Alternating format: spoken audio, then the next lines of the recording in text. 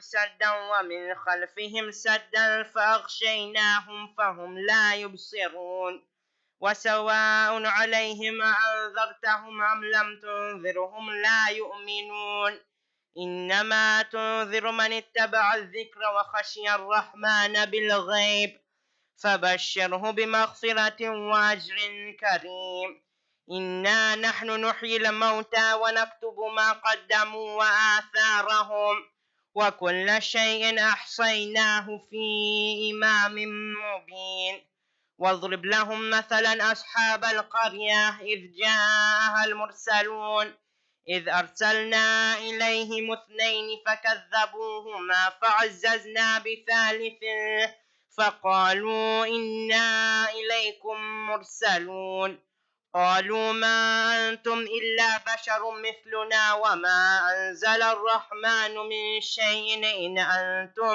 إن أنتم إلا تكذبون قالوا ربنا يعلم إنا إليكم لمرسلون وما علينا إلا البلاغ المبين قالوا إنا تطيرنا بكم لئن لم تنتهوا لنرجمنكم وليمسنكم منا عذاب أليم قالوا طائركم معكم أئن ذكرتم بل أنتم قوم مسرفون وجاء من أقصى المدينة رجل يسعى قال يا قوم اتبعوا المرسلين اتبعوا من لا يسألكم أجرا وهم مهتدون وما لي لا أعبد الذي فطرني وإليه ترجعون أتخذ من دونه آلهة إن يردني الرحمن بضر لا تغن عني شفاعتهم شيئا ولا ينقذون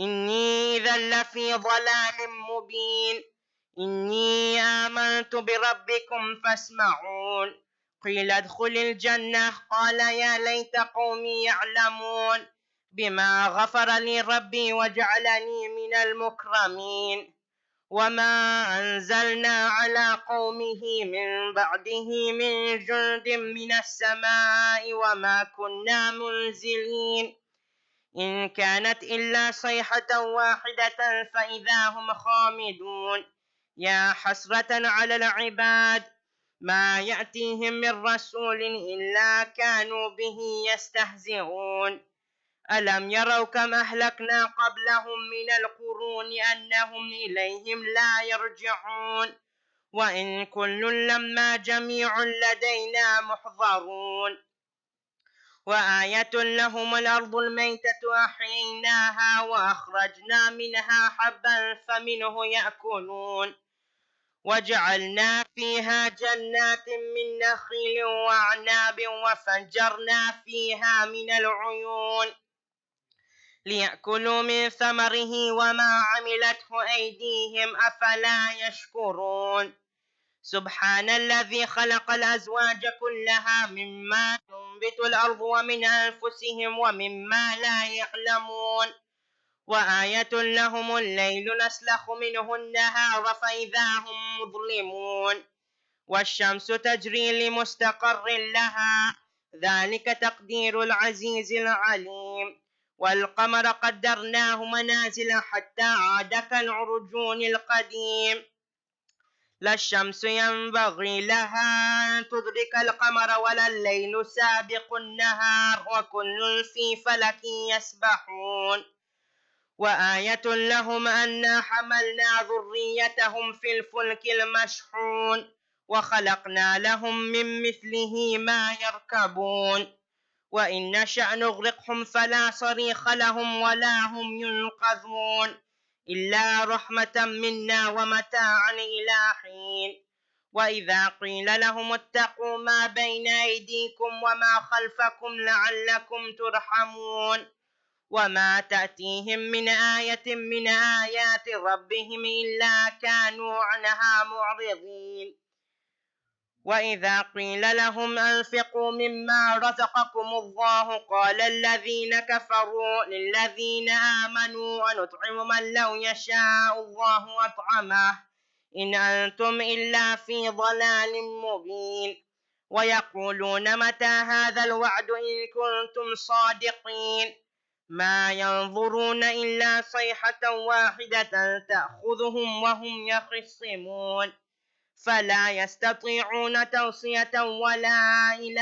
أهلهم يرجعون ونفخ في الصور فإذا هم من الأجداث إلى ربهم ينسلون قالوا يا ويلنا من بعثنا من مرقدنا هذا ما وعد الرحمن وصدق المرسلون إن كانت إلا صيحة واحدة فإذا هم جميع لدينا محضرون فاليوم لا تظلم نفس شيئا ولا تجزون إلا ما كنتم تعملون إن أصحاب الجنة اليوم في شغل فاكهون هم وأزواجهم في ظلال على الأرائك متكئون لهم فيها فاكهة ولهم ما يدعون سلام قولا من رب رحيم وامتازوا اليوم أيها المجرمون ألم أحد إليكم يا بني آدم ألا تعبدوا الشيطان إنه لكم عدو مبين وأن اعبدوني هذا صراط مستقيم ولقد أضل منكم جبلا كثيرا أفلم تكونوا تعقلون هذه جهنم التي كنتم توعدون اصلوها اليوم بما كنتم تكفرون اليوم نختم على أفواههم وتكلمنا أيديهم وتشهد أرجلهم بما كانوا يكسبون ولو نشاء لطمسنا على أعينهم فاستبقوا الصراط فأنى يبصرون ولو نشاء لمسخناهم على مكانتهم فما استطاعوا مضيا ولا يرجعون ومن نعمره ننكسه في الخلق أفلا يعقلون وما علمناه الشعر وما ينبغي له إن هو إلا ذكر وقرآن مبين لينذر من كان حيا ويحق القول على الكافرين أولم يروا أنا خلقنا لهم مما عملت أيدينا أنعاما فهم لها مالكون وذللناها لهم فمنها ركوبهم ومنها يأكلون ولهم فيها منافع ومشارب أفلا يشكرون واتخذوا من دون الله آلهة لعلهم ينصرون لا يستطيعون نصرهم وهم لهم جند محضرون فلا يحزنك قولهم إنا نعلم ما يسرون وما يعلنون أولم ير الإنسان أنا خلقناه من نطفة فإذا هو خصيم مبين وضرب لنا مثلا ونسي خلقه قال من يحيي العظام وهي رميم قل يحييها الذي أنشأها أول مرة وهو بكل خلق عليم للذي جعل لكم من الشجر الأخضر نارا فإذا أنتم منه توقدون أوليس الذي خلق السماوات والأرض بقادر على أن يخلق مثلهم بلى وهو الخلاق العليم إنما أمره إذا أراد شيئا أن يقول له كن فيكون فسبحان الذي بيده ملكوت كل شيء وإليه ترجعون اللهم صل على Muhammad wa ali Muhammad. Surah Yasin was recited and Surah Fatih is requested for the following marhumins.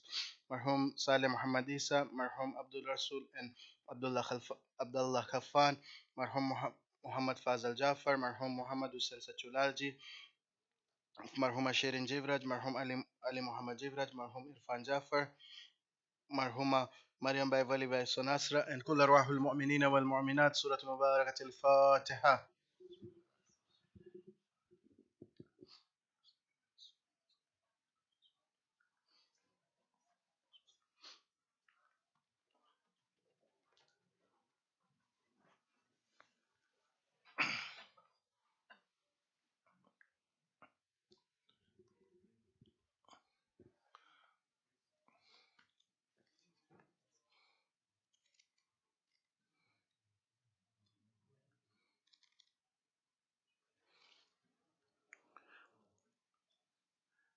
اللهم صل على محمد وآل محمد. اللهم صل على محمد وآل محمد. بسم الله الرحمن الرحيم. اللهم إني أسألك برحمتك التي وسعت كل شيء، وبقوتك التي قهرت بها كل شيء، وخضع لها كل شيء، وذل لها كل شيء، وبجبروتك التي غلبت بها كل شيء، وبعزتك التي لا يقوم لها شيء، وبعظمتك التي ملأت كل شيء، وبسلطانك الذي على كل شيء، وبوجهك الباقي بعد فناء كل شيء، وبأسمائك التي ملأت أركان كل شيء، وبعلمك الذي أحاط بكل شيء، وبنور وجهك الذي أضاء له كل شيء. يا نور يا قدوس، يا أول الأولين ويا آخر الآخرين. اللهم اغفر لي الذنوب التي تحتك العصام. اللهم اغفر لي الذنوب التي تنزل النقام. اللهم اغفر لي الذنوب التي تغير النعم. اللهم اغفر لي الذنوب التي تحبس الدعاء.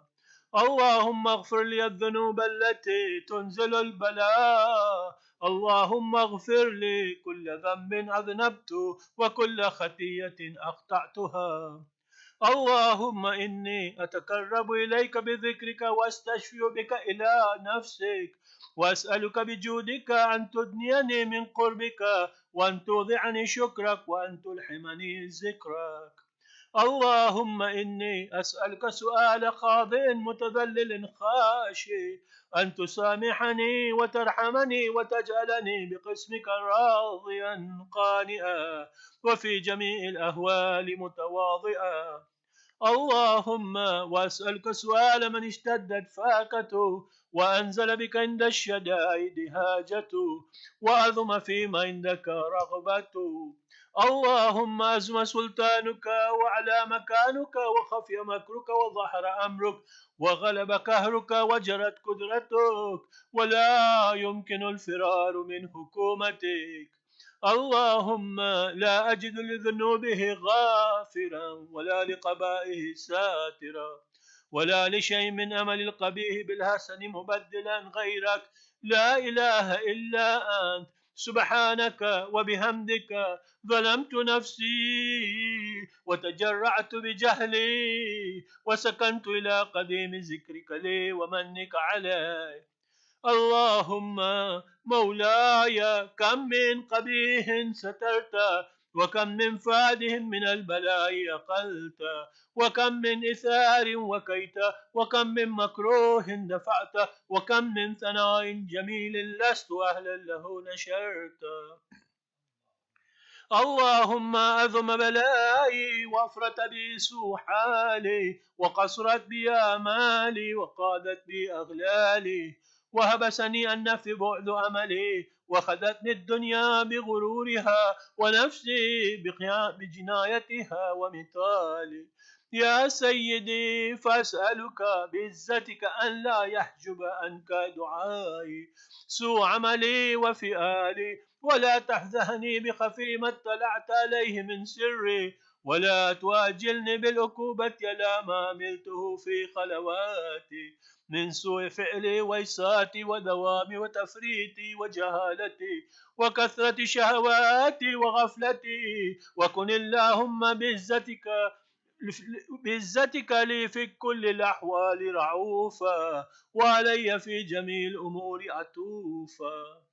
إلهي وربي، من لي غيرك أسأله كشف ضري والنذر في عمري. إلهي ومولاي، أجريت علي حكما اتبعت فيه هوى نفسي، ولم أحترز فيه من تزيين عدوي، فغرني بما أهوى وأسده ولا ذلك القضاء، فتجاوزت بما جرى علي من ذلك بعد هدودك، وخالفت بعد أوامرك، فلك الحمد علي في جميع ذلك، ولا هجة لي فيما جرى علي فيه قضاؤك، والزمني حكمك وبلاؤك، وقد أتيتك يا إلهي بعد تكسيري وإسرافي على نفسي، مؤتزرا نادما منكسرا مستقيلا مستغفرا منيبا مقرا مذعنا مؤترفا، لا أجد مفرا مما كان مني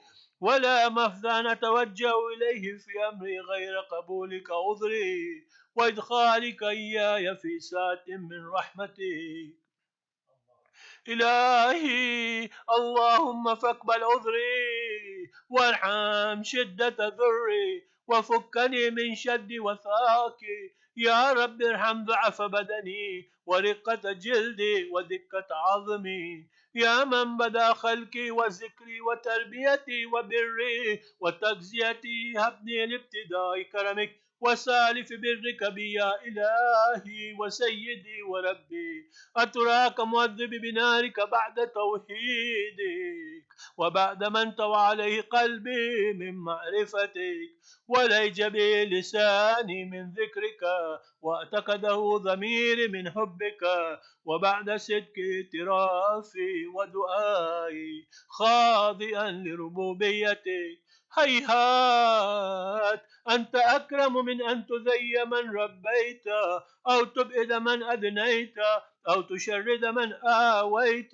أو تسلم إلى البلاء من كفيته ورحمت، وليت شئري يا سيدي وإلهي ومولاي أتسلط النار على وجوه خرت لعظمتك ساجدا، وعلى ألسن نطقت بتوحيدك صادقا وبشكرك مادها، وعلى قلوب اعترفت بإلهيتك محققة، وعلى ضمائر هوت من العلم بك حتى صارت خاشئة، وعلى جواري الساعات الأوطان تعبدك طائية، وأشارت باستغفارك مذعنة ما هاكك الظن بك، ولا أخبرنا بفضلك أنك يا كريم يا ربي، وأنت تعلم ضعفي عن قليل من بلاء الدنيا وعقوباتها وما يجري فيها من المكاره على أهلها، ألا أن ذلك بلاء ومكروه قليل مكسور يسير بقاء قصير مدته، فكيف احتمال لبلاء الآخرة وجليل الوقوع المكاره فيها وهو بلاء تطول مدته ويدوم مقامه ولا يخفف عن أهله، لأنه لا يكون إلا عن غضبك وانتقامك وسخطك، وهذا ما لا تقوم له السماوات والأرض.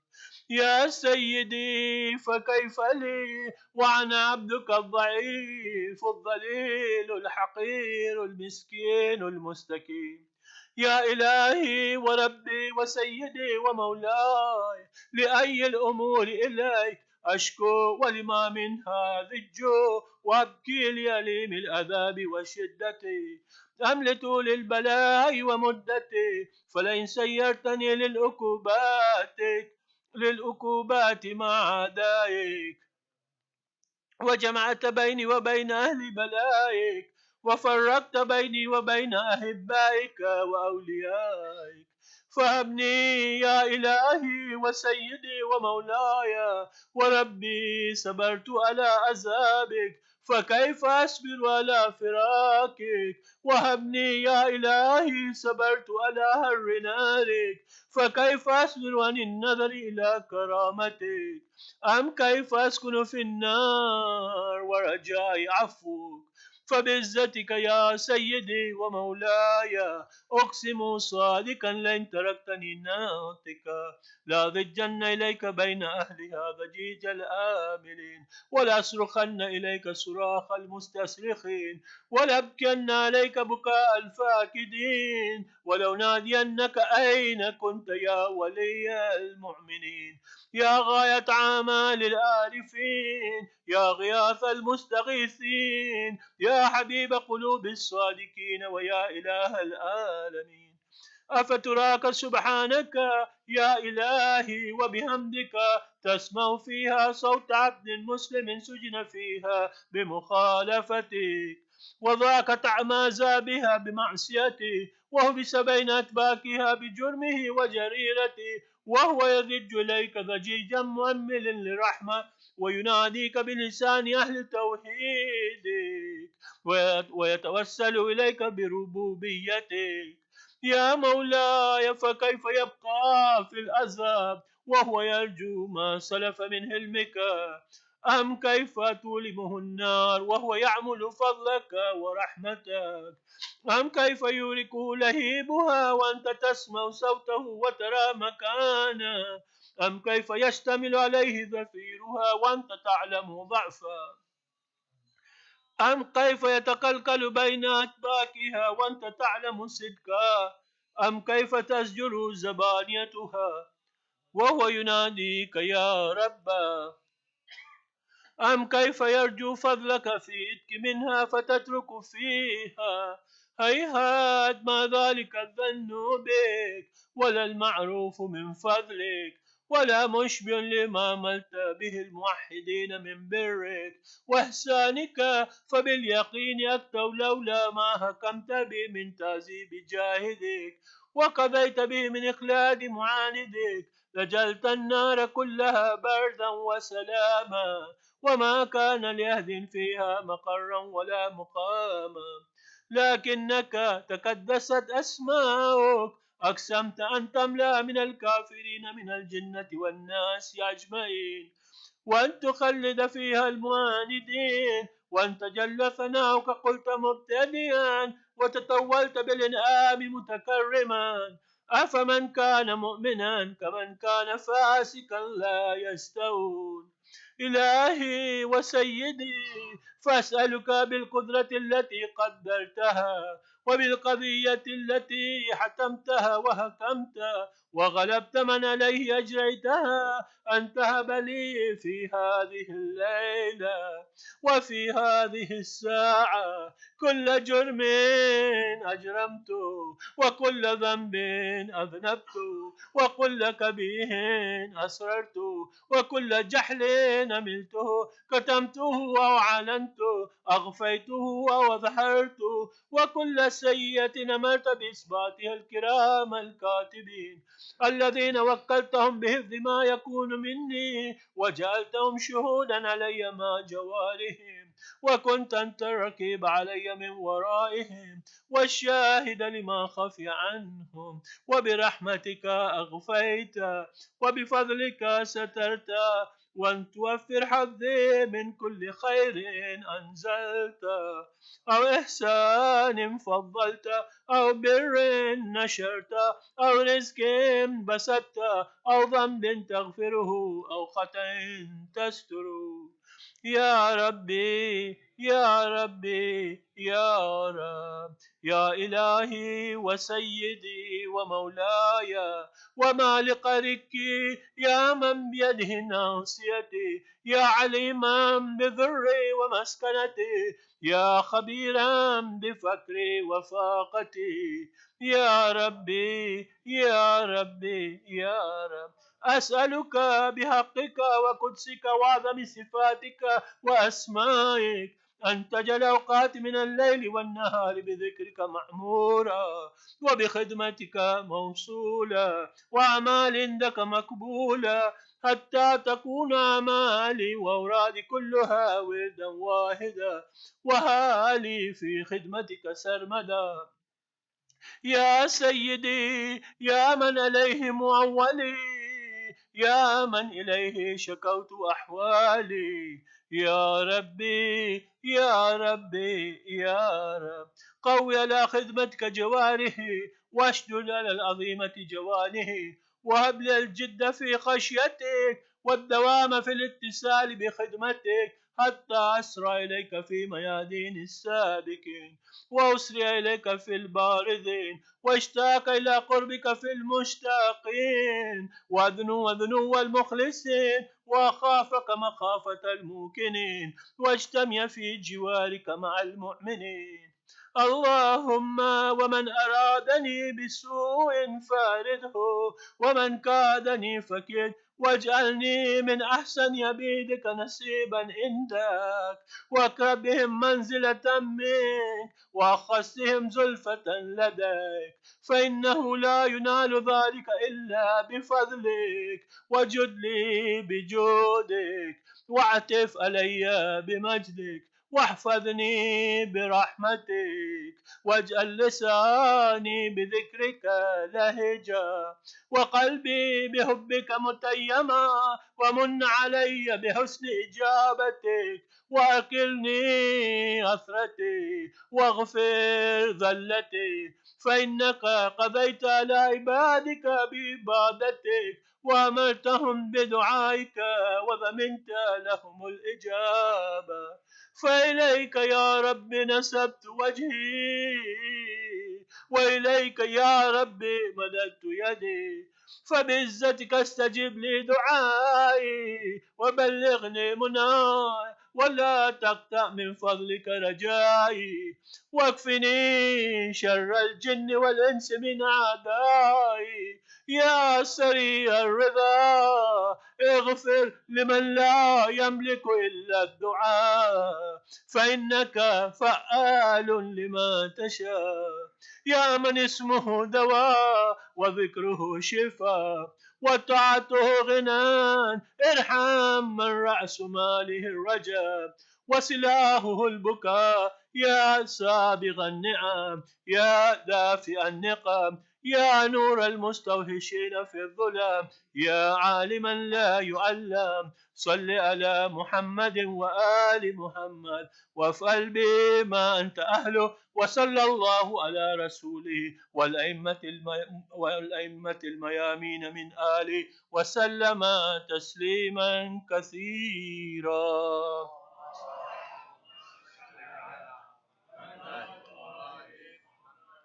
التماس الدعاء.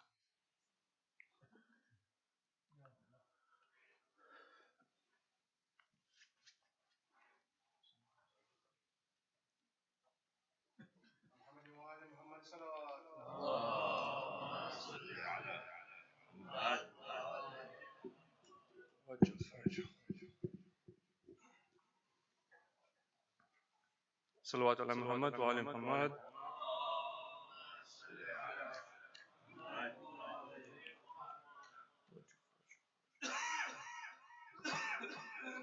Can I inconvenience the Mu'mineen who are sitting in the back, especially those not sitting in the wall, to come as forward as possible so we can create an environment of majlis, inshallah. Loud salawat, please move as forward as possible. So, Muhammad wa ali Muhammad. Allahumma salli ala Muhammad wajh fajr. यहाँ संभल कर कदम उठाना, ये Karbala है, ये Karbala है। यहाँ संभल कर कदम उठाना, ये करबला है, ये करबला है। ये बात हरगिज़ ना भूल जाना, ये करबला, ये करबला है। जहाँ में सब्र रज़ा यही है, खुदाए सब्र रज़ा यही है। यहाँ पे आते चल के मेहदी,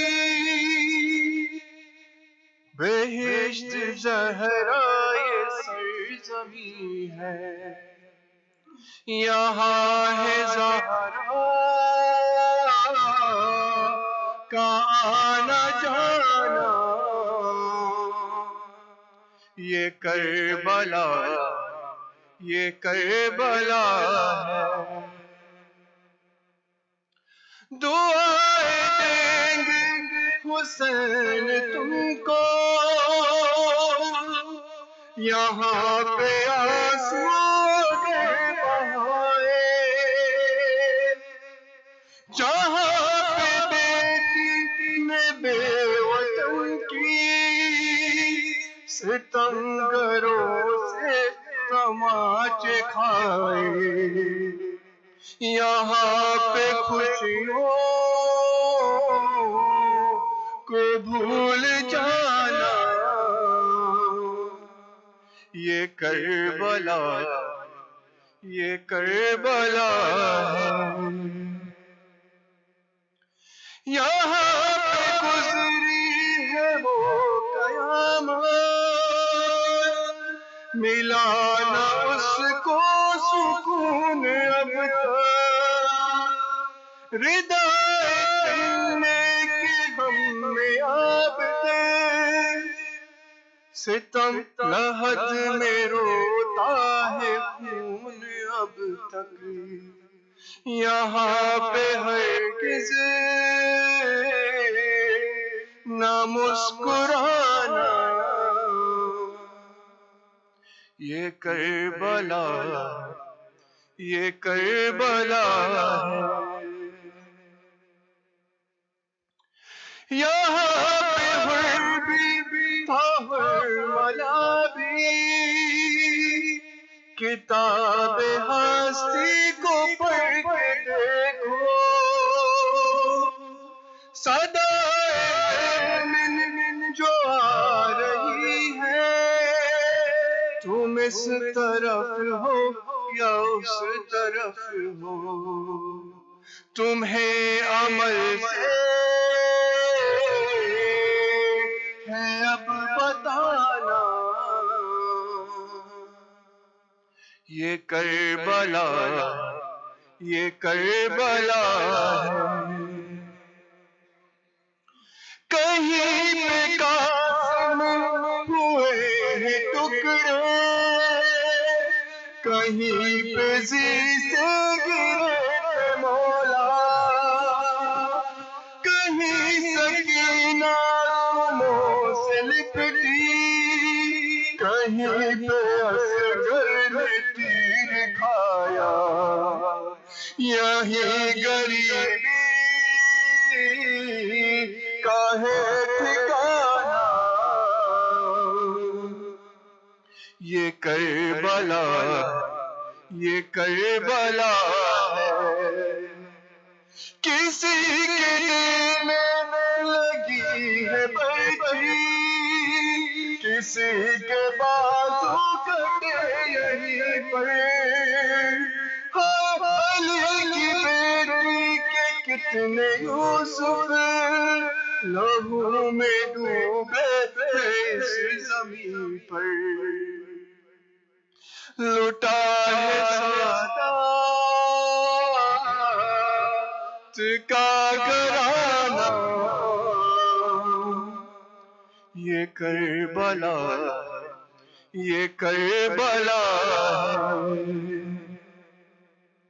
کہیں پہ قاسم ہوئے ہیں ٹکڑے، کہیں پہ زی سے گرے تھے مولا،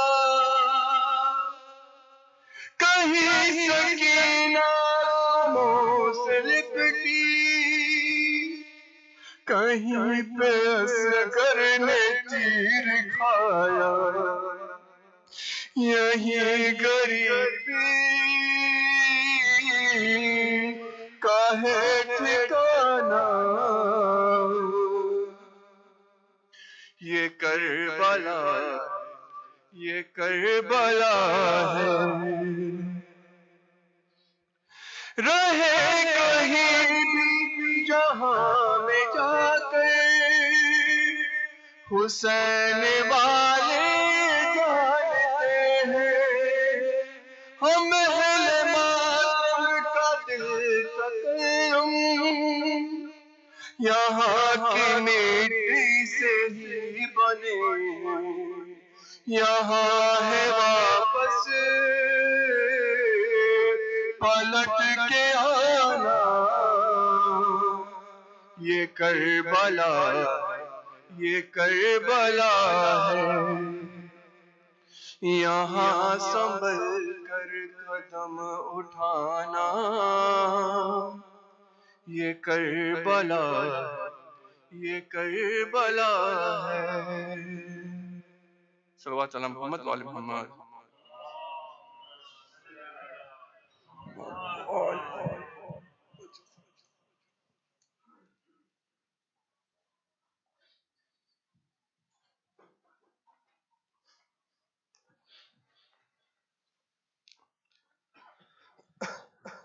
اور محمد وعلی محمد صلی اللہ علیہ وسلم۔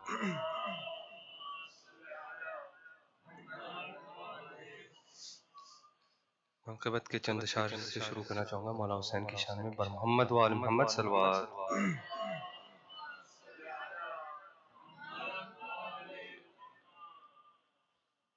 حسین بانٹ رہے ہیں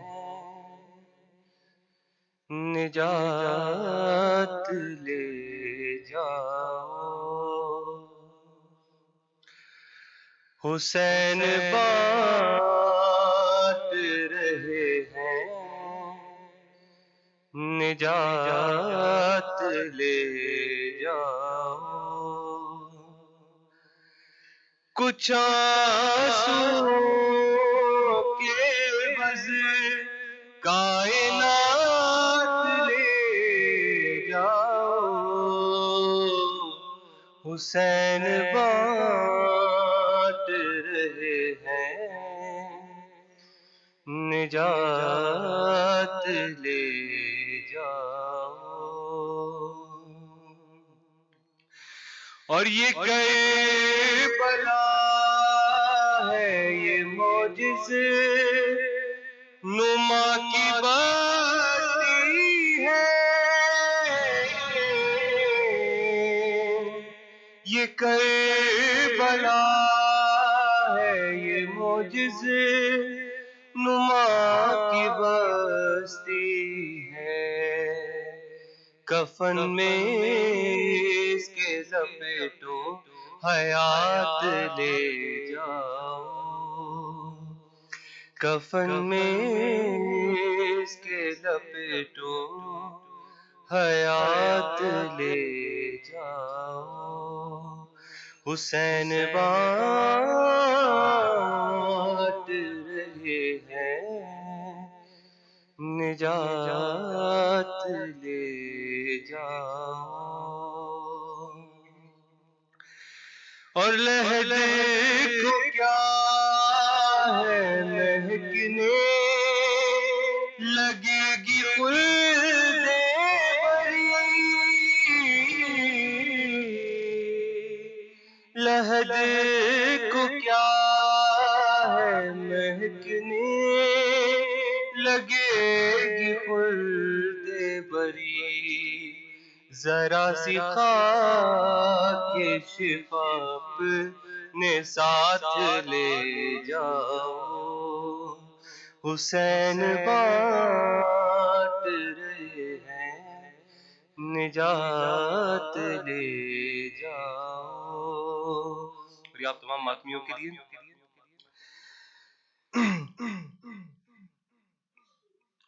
کہے گا ماتمی کہیں گے ماتمی حلقوں سے لوگ محشر میں،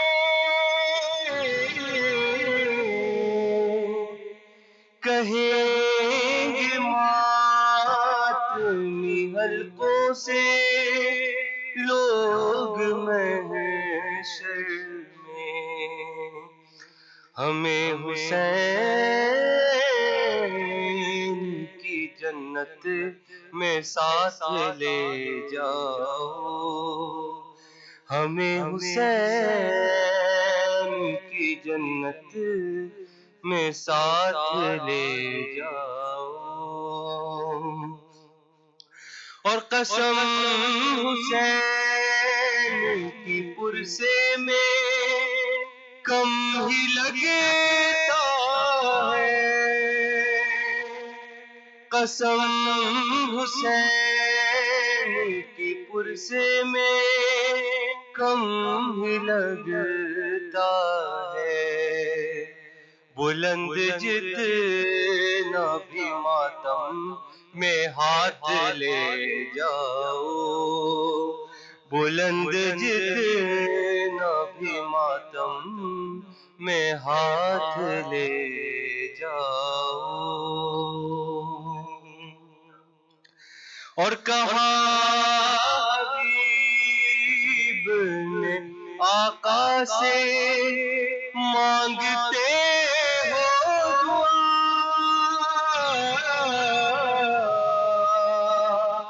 کہا حبیب نے آقا سے مانگتے ہو دعا، میرے غلام سے تم کر کے بات لے جاؤ، میرے غلام سے تم کر کے بات لے جاؤ، حسین بات رہے ہیں نجات لے جاؤ۔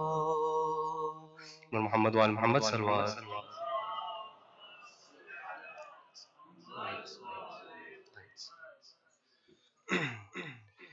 مولا عباس کی شان میں چند مصائب کے اشعار پیش کرنا چاہوں گا۔ میں کیسے اٹھوں آقا، میرے ہاتھ نہیں ہے، میرے ہاتھ نہیں ہے، میں کیسے اٹھوں آقا، میرے ہاتھ نہیں ہے،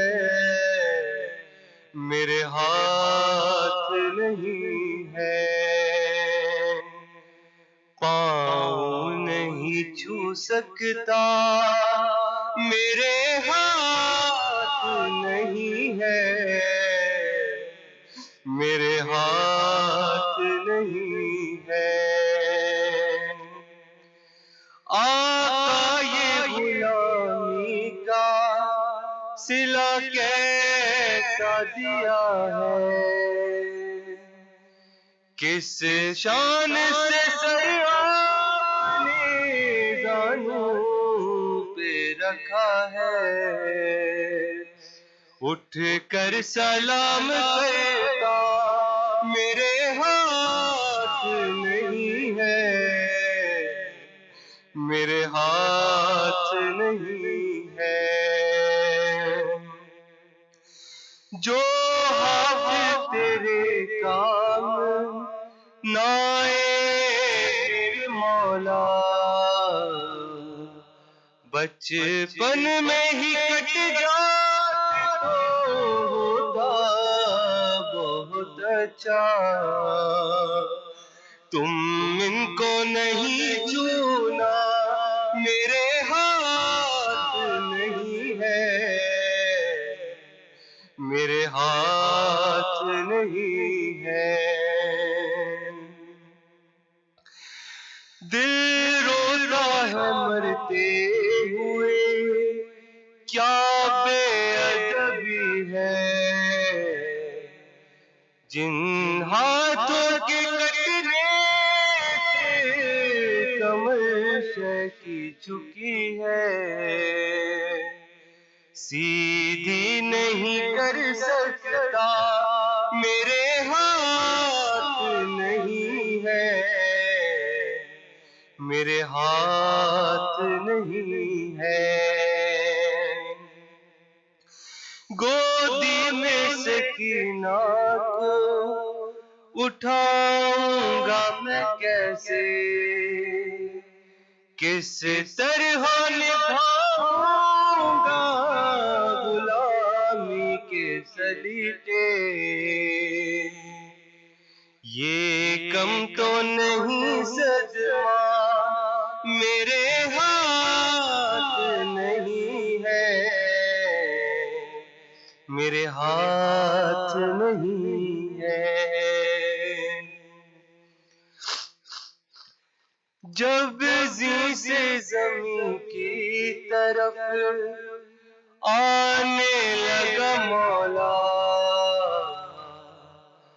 نہ کوئی مددگار تھا نہ کوئی سہارا،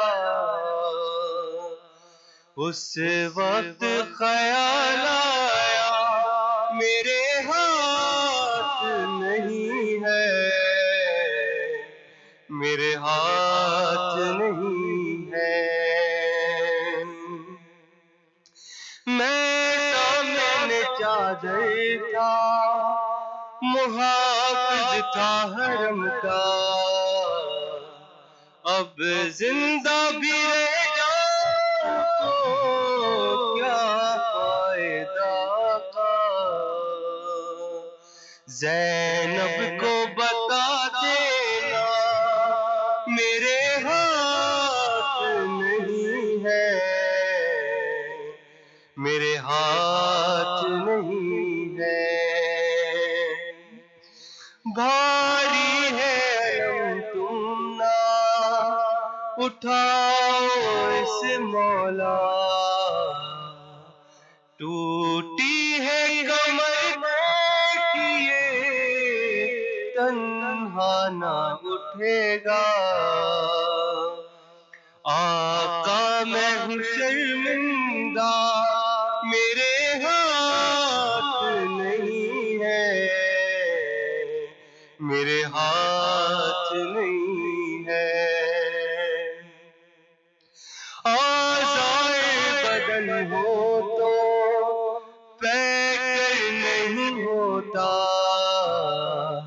معذور پہ گھر والا بھی مضطر نہیں ہوتا، گھر مجھ کو نہ لے جانا میرے ہاتھ نہیں ہے، میرے ہاتھ نہیں ہے، اور محمد وال محمد صلی اللہ علیہ وسلم.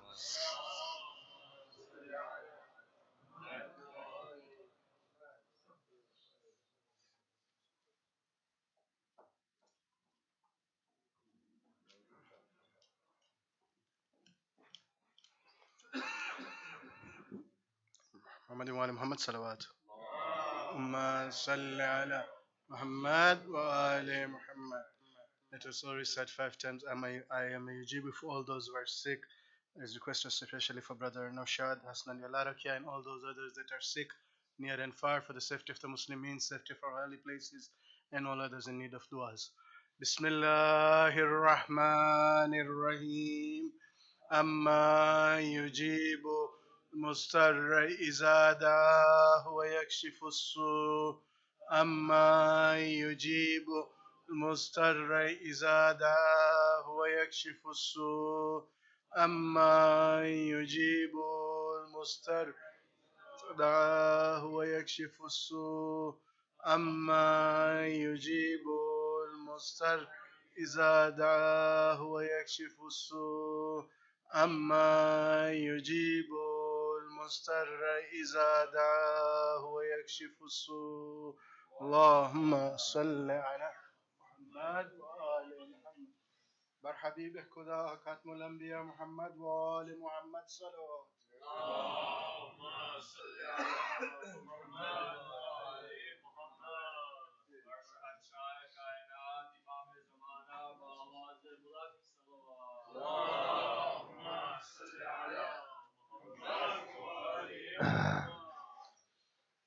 رحم الله من قرأ سورة الفاتحة.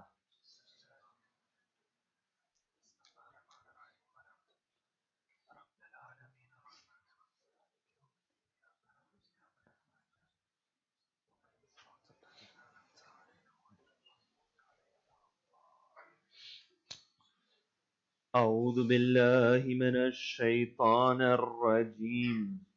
بسم الله الرحمن الرحيم.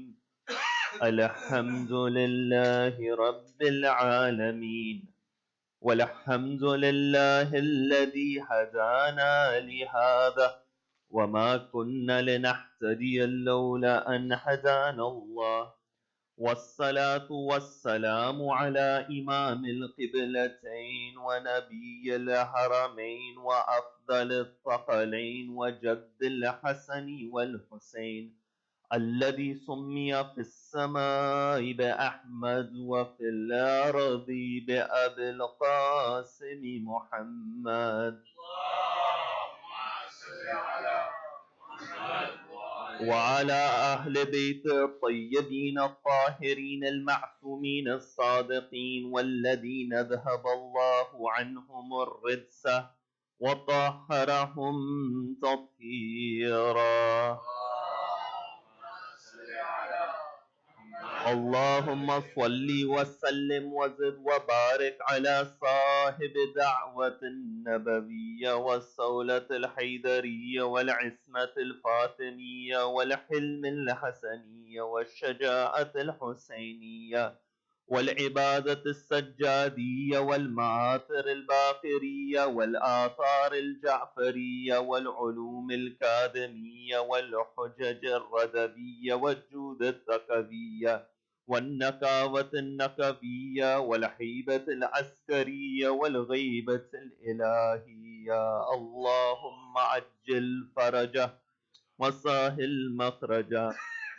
أما بعد، فقد قال أمير المؤمنين إلى مالك ابن الحارث الأشتر في عهده عليه حين والله مصر: فإنهم صنفان، إما أخ لك في الدين وإما نذير لك في الخلق. صدق مولانا علي بن أبي طالب. صلوا على محمد وآل محمد.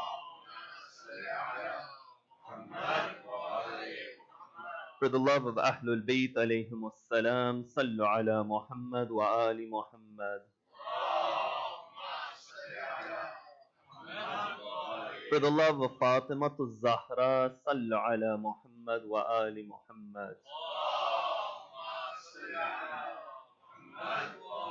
For the hastening of the reappearance of the master of our time, one more salawat ala Muhammad wa ali Muhammad.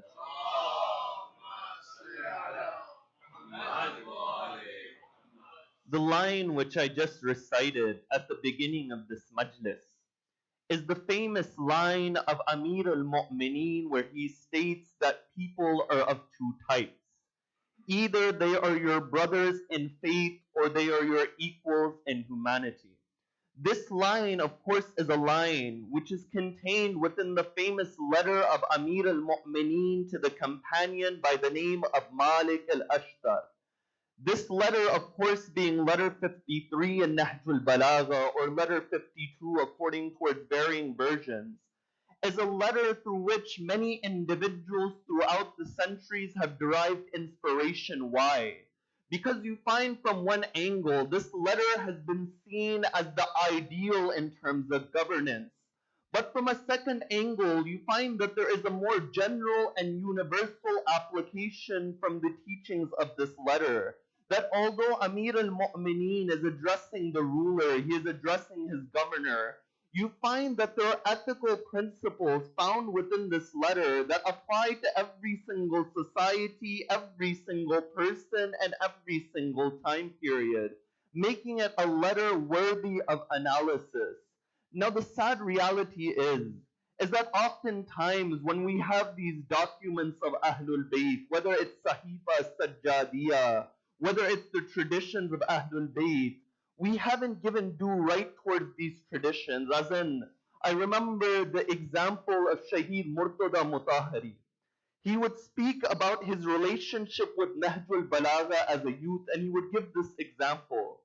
He would say that imagine that as you would walk through your neighborhood, you would see an individual in your neighborhood. And every single day you would walk through and you would see this person.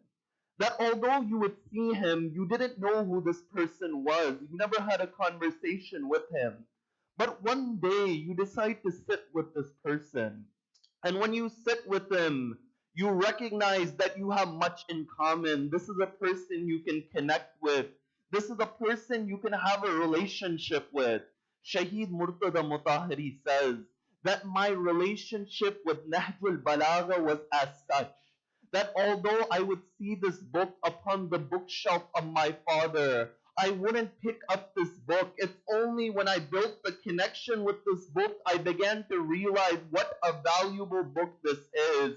You find the Quran, it highlights the same thing, as in when you read Surah Al-Jum'ah, many of you will recite it upon this day.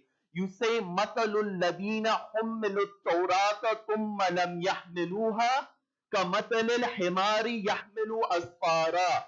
You say that the example of those people that they had the Torah and they wouldn't read it, they would only carry it, is like the example of the donkey carrying asfar.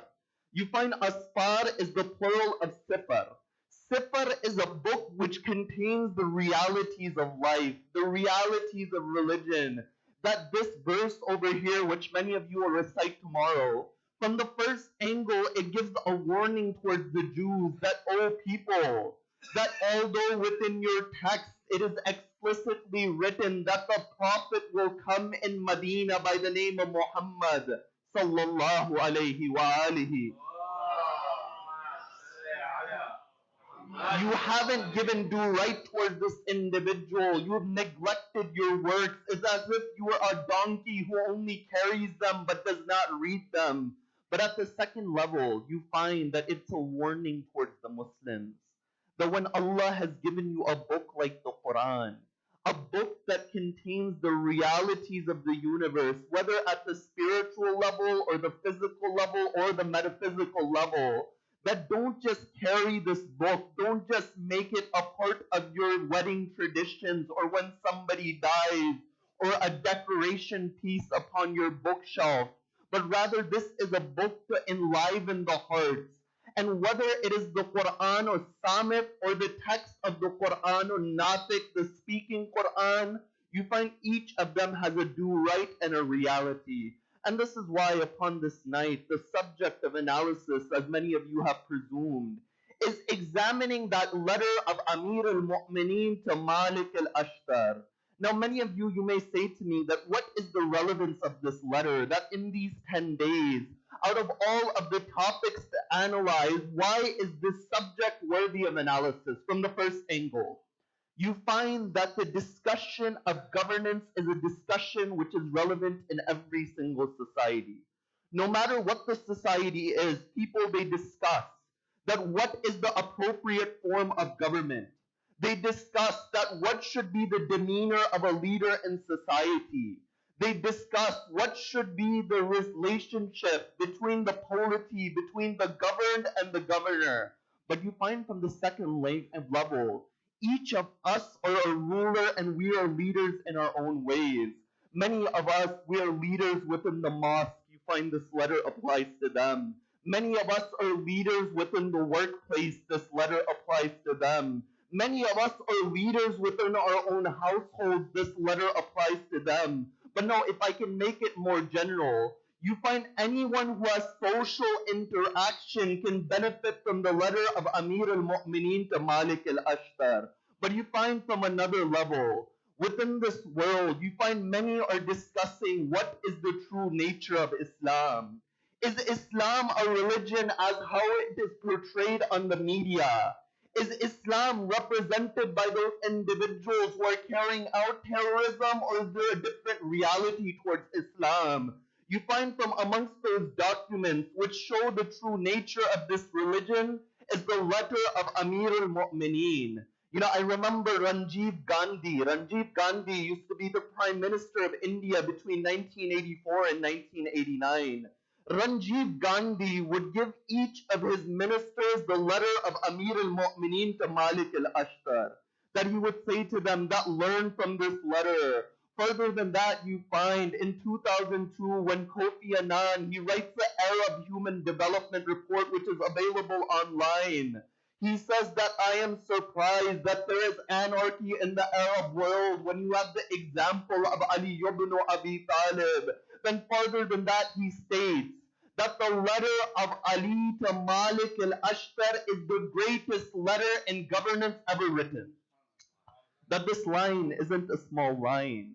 That when people have written letter after letter, when philosophers have come and sociologists have come and anthropologists have come, for him to write that the greatest letter in human governance is the letter of Amir al-Mu'mineen to Malik al-Ashtar, it's a lesson for us that what do we know from this letter? Can we apply this letter? And this is why tonight, when I discuss this letter, I'll discuss it within 5 steps. The first step, we'll analyze who was Malik al-Ashtar and what can we learn from Malik al-Ashtar on how to be a companion of the Imam of our time. Number 2, what are 5 lessons and tips we need to keep in our mind when we examine any sermon or letter from Nahjul Balagha? From the 3rd level, we'll examine what advice Amir al-Mu'mineen gives to Malik on how a leader in society should be, and how does this portray and link towards divine justice. From a 4th level, we'll examine this line which I said that people are of 2 types. Either they are your brothers in faith or your equals in humanity, and why within this line Amir al-Mu'mineen differentiates into 2 groups. Why didn't he just make one group? And from the 5th level, we'll begin to derive different ethical lessons from this letter which we can apply in our lives. And this will be our analysis upon this night of this letter of Amir al-Mu'mineen to Malik al-Ashtar. You find when the Imam, he writes this letter to Malik al-Ashtar, it's important for us to understand who Malik was. Why? Because everything is written in a context. And we need to understand the context of why this letter was written. You see this individual, Malik al-Ashtar, if Amir al-Mu'mineen is writing at such a level to Malik, it must mean that Malik has the capabilities to handle the realities and the ideas that the Imam is giving him. You know, we have a famous hadith of the Prophet which says, تَكَلَّمَ النَّاسِ عَلَى قَدْرِ عُقُولِهِمْ. The tradition it states that when you speak to the people at the level of their intellect. You find when the Imam, he is speaking at this level towards Malik, it goes to show that Malik must have certain capabilities to handle the teachings the Imam is giving him. You want to know who Malik was? From the 1st level, Malik was the commander of the army of Ali ibn Abi Talib. Within the time period of the Arabs, within that time period, the commander is that individual who would embody the spirit for whom he is commanding. That the commander is that one who would embody the spirit of his leader. That within the time of Rasulullah, who was the commander of his army? It was Ali ibn Abi Talib. Why? Because Amir al-Mu'mineen embodied the spirit of the message of Rasulullah. On the day of Ashura, who was the commander of the army of Sayyid al-Shahada? It was none other than Aba Fadl Abbas. Why? Because Abbas is the one who embodies the spirit of Sayyid al-Shahada. In the same way, you find that the commander of the army of Amir al-Mu'mineen was Malik al-Ashtar. That you find who was this Malik. When you look in letter 38 of Nahjul Balagha, Amir al-Mu'mineen, he describes who Malik was. He says that Malik, who is Malik? فَإِنَّهُ سَيْفٌ مِّن سُيُوفِ اللَّهِ.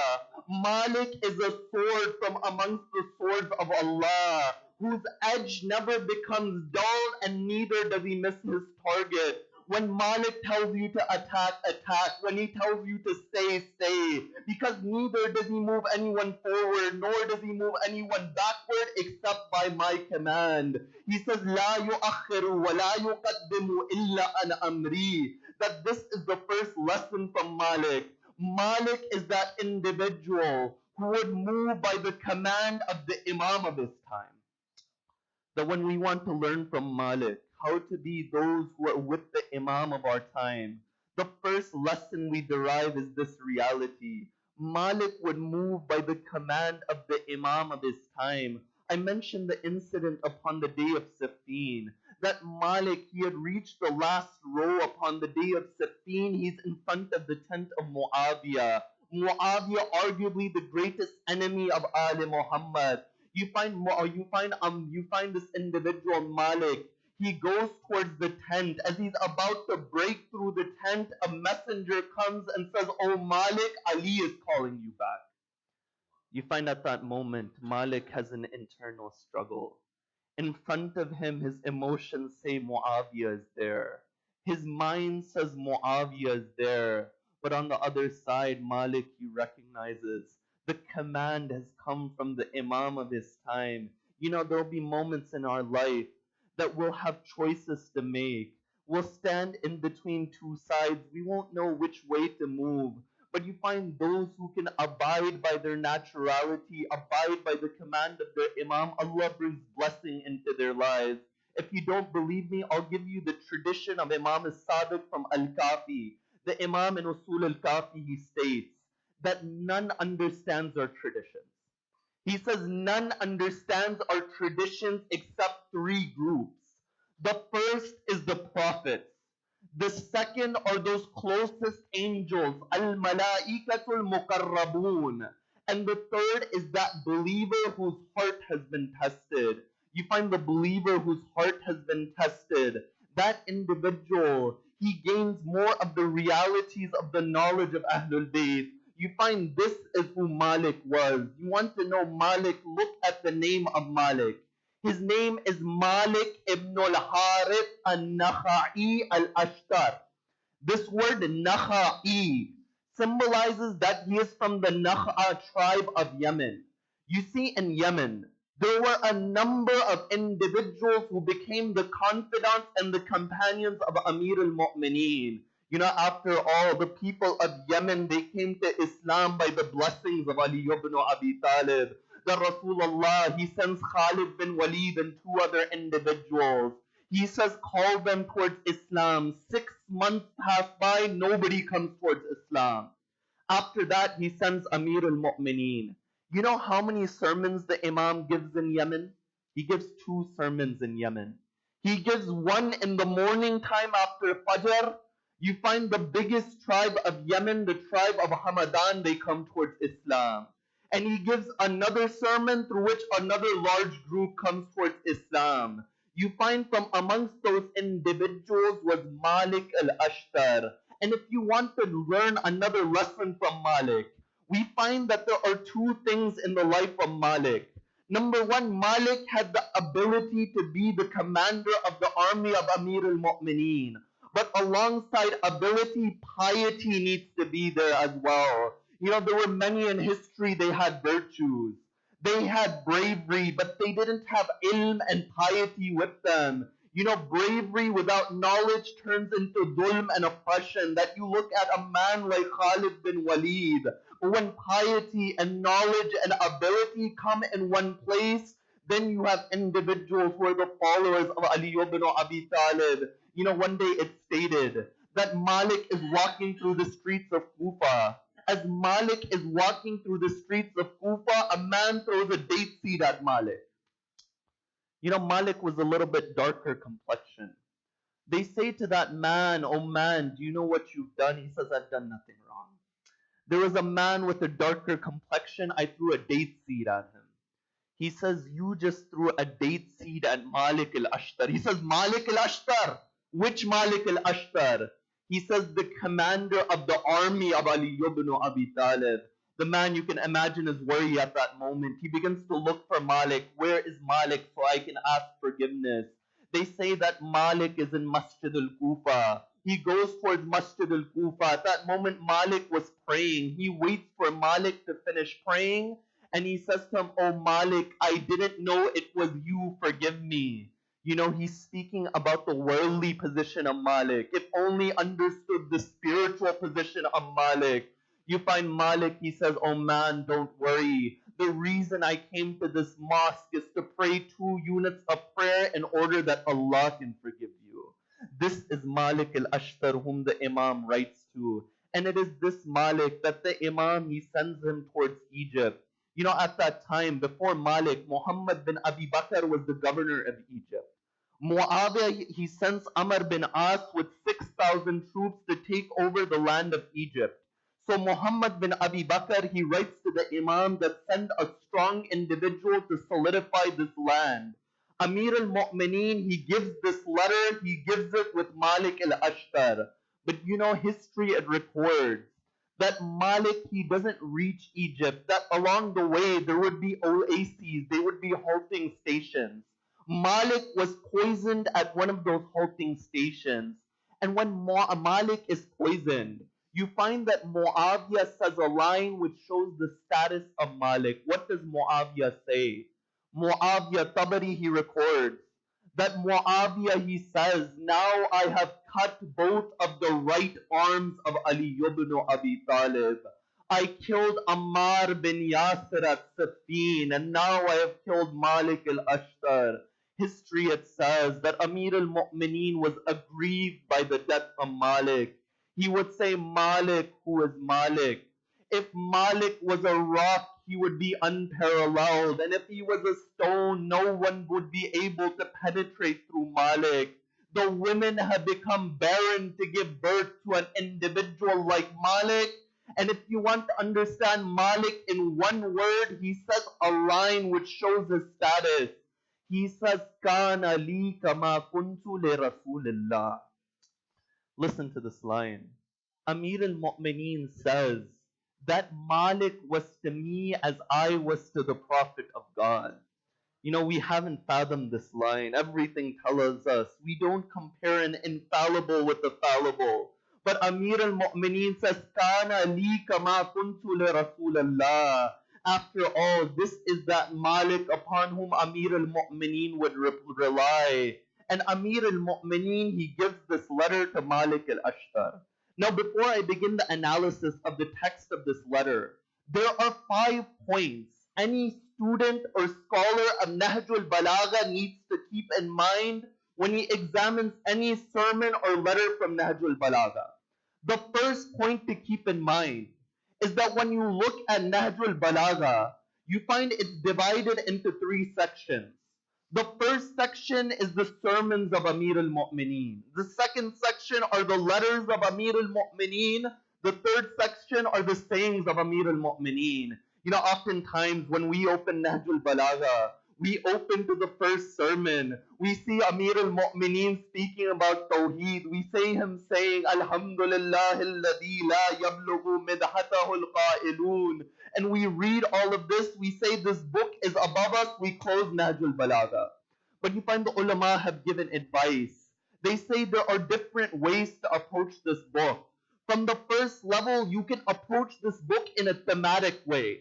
That you go topic by looking at the index within this book, and this is something which the modern mind is more accustomed to. But at the second level, instead of starting with the sermons, we start with those short sayings of Amir al-Mu'mineen in the end, that although the sayings are short, they accustom our minds to the kalam of the man who is the Imam of Kalam. That they custom our minds towards the kalam of Amir al-Mu'mineen, and this is the first step. The second thing to keep in mind when we go towards Nahjul Balagha is that we recognize the history of the authenticity of Nahjul Balagha. You find there are many individuals outside the school of Ahlul Bayt. They attack the authenticity of Nahjul Balagha. They say that Sayyid al-Radi, when he compiles this book, there are no chains of narrators within this book. How do we reply to this? From the first level, when you look at the title of this book, the title is Nahjul Balagha, the peak of eloquence. Sayyid al-Radi, when he compiled this book, he compiled a book of rhetoric. It wasn't a book of hadith. If it was a book of hadith, he would have mentioned the chains within there. But from the second level, there are many scholars who've written books called Asanidu Nahjul Balagha, that they've searched for the chains within Nahjul Balagha. This is the first point to keep in mind. From the second level, those who say that Sayyid al-Radi, he concocted these sermons, you find in many of the sermons, what we find is that there will be a portion of the sermon, there will be a gap and another portion. Over there, when you look at the methodology of Sayyid al-Radi's compilation, Sayyid al-Radi, he would leave spaces between the sermons and he would write minha. He wouldn't say this is the entire sermon. He would say this is from the sermon. And oftentimes before the gap, before the subject matter would be something else, afterwards the subject matter would be something else. This goes to show if a man is concocting it, you would find it would be in one flow, it would be in one rhythm. This minha is the second dalil to the authenticity of Nahjul Balagha. From the third level, you find in many of the sermons, Sayyid al-Radi would write his footnotes upon the bottom. If you compare the Arabic of Sayyid al-Radi, who was a poet in his own right, to the Arabic of Amir al-Mu'mineen, you'll find that there is no comparison between the two. But from the fourth level, you find one of the greatest historical proofs to the authenticity of Nahjul Balagha is that 250 years after the finishing of this book, nobody questioned Nahjul Balagha. Sayyid al-Radi, he finishes working on Nahjul Balagha in the year 400 AH. He dies in the year 406 AH. For the first 250 years, nobody questions the authenticity of this book. The first person to question the authenticity of Nahjul Balagha was a scholar by the name of Ibn Khallakan. Ibn Khallakan, the way he does it's almost hysterical, that he says that I have heard some people say Nahjul Balagha is not authentic. He doesn't say I heard scholars say. I didn't hear muhaddithun and narrators say. He says I heard some people who are ambiguous say this. You find that the history goes to show that this book has been highly revered. And from another level, if we have no asanid, we have nothing available which we do. You find the contents within this book is enough to show that this book comes from a man who is inspired by a divine source. And one of those letters which shows this is the letter of Amir al-Mu'mineen to Malik. You know, all of this build-up, all of this context was necessary. But there are three more points before I come towards this letter that any student of Nahjul Balagha must recognize. The first of these three is that he must recognize whose words this is. Amir al-Mu'mineen says, Nahnu umara al-kalam. He says, we are the princes of speech. When you read Nahjul Balagha, recognize that you are dealing with the speech of the one who is the prince of speech. From the second, the Imam says, Fastami'u Rabbanikum. He says, listen towards your godly teacher, to your spiritual teacher. The second point to remember is that we are reading the speech of the man who invited us to understand his words. That these words weren't meant to be neglected. He invites us towards them. At the third level, the Imam says, Lahjatun ghibtum anha. He says these are those words are beyond your comprehension. That although you can understand them, you won't be able to reach their entire reality. That's why this analysis of the letter of the Imam to Malik is not a complete analysis. But we seek and we try to understand some portions from this letter. Now when Amir al-Mu'mineen, he speaks to Malik, he gives Malik the first letter of how a leader of society should be. How a leader of the Jamaat, how a leader of the community, how a leader of his household should be.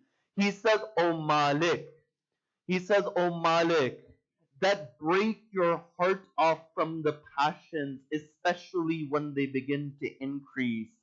He says, فَإِنَّ النَّفْسَ أَمَّارَةٌ بِالسُّوءِ إِلَّا مَا رَحِمَ اللَّهُ. He says, O Malik, in the introduction, he says, O Malik, that break your heart off from the passions when they increase. For none can do this except for none can be saved from the animalistic soul except for the one whom Allah has mercy upon. He says, O Malik, when you want to be a leader of society, when you want to guide others, make sure first you yourself are guided. That before you tell others what to do, make sure you are focusing upon yourself. And you find this lies from Amir al-Mu'mineen's concept of justice. Because the concept of Ali is a divine understanding of justice. Amir al-Mu'mineen in Nahj al-Balagha, he states that justice means to put every single thing in its place. To give everything its due right is justice. That's why the Imam in this letter, he says to Malik, أَنْصِفِ اللَّهَ وَأَنْصِفِ النَّاسَ مِنْ نَفْسِكَ. He says, give Allah His right. Do justice to Allah and do justice to the people from yourselves. Amir al-Mu'mineen is showing, oh man, that this journey, when it begins, this journey, it begins with yourself. And Amir al-Mu'mineen, he would give the most practical example of this during his rulership. You find this is that Ali who would say that I have divorced this world 3 times. There is no returning back towards this world. You know, when Amir al-Mu'mineen, he becomes the Khalifa, he in his hand has a sandal which is ripped apart. Ibn Abbas, he comes into that room. The Imam says, oh Ibn Abbas, how much is this sandal worth? Ibn Abbas, he looks at the sandal, he sees a patch here, he sees it's ripped all over. Ibn Abbas says it's worth nothing. The Imam replies by saying it's worth more to me than this entire Khilafat. That this, he says it's worth more to me than this entire Khilafat, except for I can establish right with this Khilafat and I can prevent that which is wrong. Amir al-Mu'mineen shows that he didn't have any self-interest. His interest was in the community. That when you are the leader of a jamaat, when you are the leader of the community, your goal is not your self-interest, your goal is not your self-praise. Your goal is the interest of the community and the pleasure of Allah. After that, the Imam, he continues speaking to Malik. He says, oh Malik, when you sit, make sure you make time for the poor of society. Make sure you sit in front of them with humility. That when you're a leader in society, oh Malik, make sure you are humble when you are in front of your people. Then he says, oh Malik, when you appoint governors with you, make sure you don't appoint governors who are part of an evil regime before you. For you can find people like them in belief and views who don't share with them in vices and sins. He says, oh Malik, when you're putting people around you, don't just put your friends, put those individuals who have values, put those individuals who have ability. You know, when Amir al-Mu'mineen, he becomes the Khalifa, you find he de-appoints all of the governors from the previous administrations. Ibn Abbas, he comes towards the Imam. He says to the Imam that, oh Ali, if you keep all of those governors from the previous administrations, it will help you in keeping peace and not dividing the Muslim Ummah. Amir al-Mu'mineen, he replies by saying that I have a responsibility towards the truth. That the Imam goes to show that maybe at a worldly level it might be beneficial towards me, but I am a man of principles, I am a man of value, I am a man of the truth. You know, I remember when Amir al-Mu'mineen, that day it comes, they go to the door of Amir al-Mu'mineen to ask him to take the position of Khilafat. You know how Amir al-Mu'mineen comes out, the traditions say, they say on his hand was the ring of Sulaiman. In his hand was the asa of Musa. Wearing the shirt of Ibrahim, he walks towards the mimbar of Rasulullah. Now those before Amir al-Mu'mineen, they wouldn't sit on the same spot that Rasulullah would sit. One would sit below that, another below that, another below that. They thought that Ali is going upon the mimbar, Ali is going to sit one step lower as well. But no, Amir al-Mu'mineen, he walks towards the mimbar. He places his foot where the third would sit. Then he places his foot where the second would sit, where the first would sit, and he would sit where Rasulullah would sit. And it's at that moment you would find that Amir al-Mu'mineen would say that truth has returned towards its position. You find the ashab of Rasulullah upon that day. They would say it is the first time since the death of Rasulullah that we are reminded of the time of Rasulullah. And that only occurs through the governance of Ali ibn Abi Talib. But you find line after line is there in this letter. But there is one line that if a person wants to understand the principles of how to live within this world, he should understand this one line. The Imam, he says to Malik, O Malik, فَإِنَّهُمْ صِنْفَانِ إِمَّا أَخٌ لَكَ فِي الدِّينِ وَإِمَّا نَذِيرٌ لَكَ فِي الْخَلْقِ. He says, O Malik, know that people are of two types. Either they are your brothers in faith or they are your equals in humanity. The question arises is that why does Amir al-Mu'mineen differentiate between the two groups? Why is everyone not one brotherhood? Why are there two groups? This echoes the sentiments of the Quran. The Quran, it says, إِنَّمَا الْمُؤْمِنُونَ إِخْوَةٌ. It says the believers are a brotherhood. In Islam, we do not form brotherhood out of formality. Our brotherhoods are formed with a purpose, and that purpose and goal is Allah. You look at the martyrs on the day of Ashura. You find although they were 72 in number, you find they revolved around one axis. That axis was Hussein ibn Ali. That although their numbers were multiple, you find that there was one spirit which they revolved around. Allah, He goes to show that when you form your communities, that before you make sure the mosque is decorated and you spend on the mosque, make sure the hearts of the believers as well are united. That focus upon those who come within the mosque as well. That's why when Rasulullah, he migrates from Mecca to Medina, the first thing Rasulullah does is he establishes brotherhood between those who migrated and the Ansar. You find that people would be made brother of one another. But you find as Rasulullah would go down the rows, Amir al-Mu'mineen would be seen crying. Rasulullah would say, Oh Ali, why do you cry? You find Amir al-Mu'mineen would say, Oh Rasulullah, you made everyone the brother of somebody, but you didn't make a brother for me. Rasulullah says a line which shows the status of Ali ibn Abi Talib. He says, Oh Ali, if any of them were like you, I would have made them your brother. Then he says, Ya Ali, anta akhi fi dunya wal akhirah. That, oh Ali, you are my brother within this world and the hereafter. You see, the bond of brotherhood is the strongest bond between two people.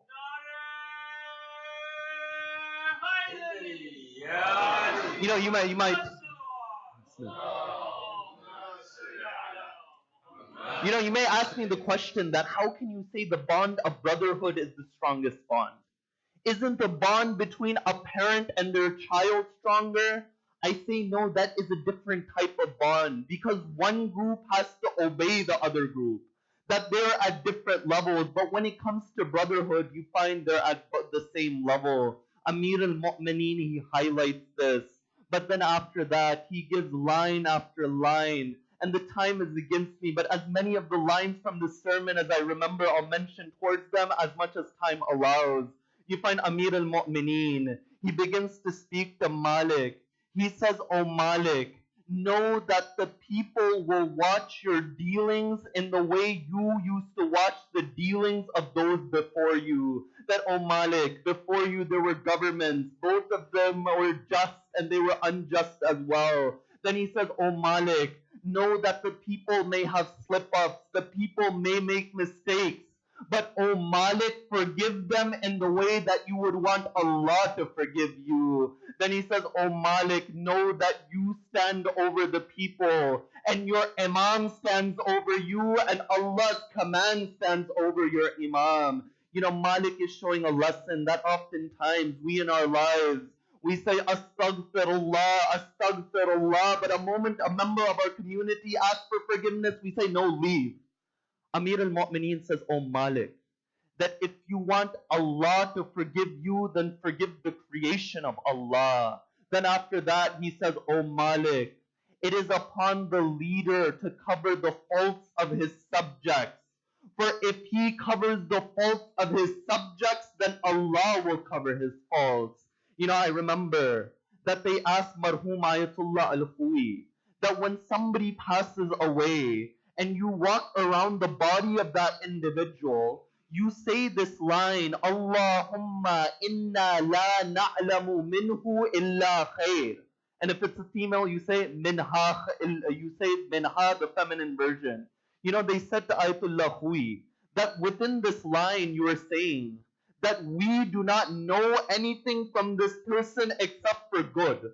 What if you knew the person? What if you saw him as a sinner? Aren't you technically lying when you say this line? Ayatollah Hui replied by saying that this khair you testify to is not the deeds of the individual. It's to the fact that person had the wilayah of Muhammad and Ali Muhammad in their hearts. The moment they have the wilayah of Muhammad and Ali Muhammad, you've given up the right to look into the faults of that individual. You find Amir al-Mu'mineen, he says, Oh Malik, cover the faults of your subjects in the way you would want Allah to cover your faults. Then after that, he says, Oh Malik, don't stand over your subjects and habituate your heart to mercy, O Malik. Don't stand over your subjects like greedy beasts, for they are of two types. Either they are your brothers in faith, or they are your equals in humanity, O Malik. He says, O Malik, that have mercy towards your subjects. After that, he says another line. He says, O Malik, know that the praise of the virtuous is spread by Allah upon the tongues of the creation.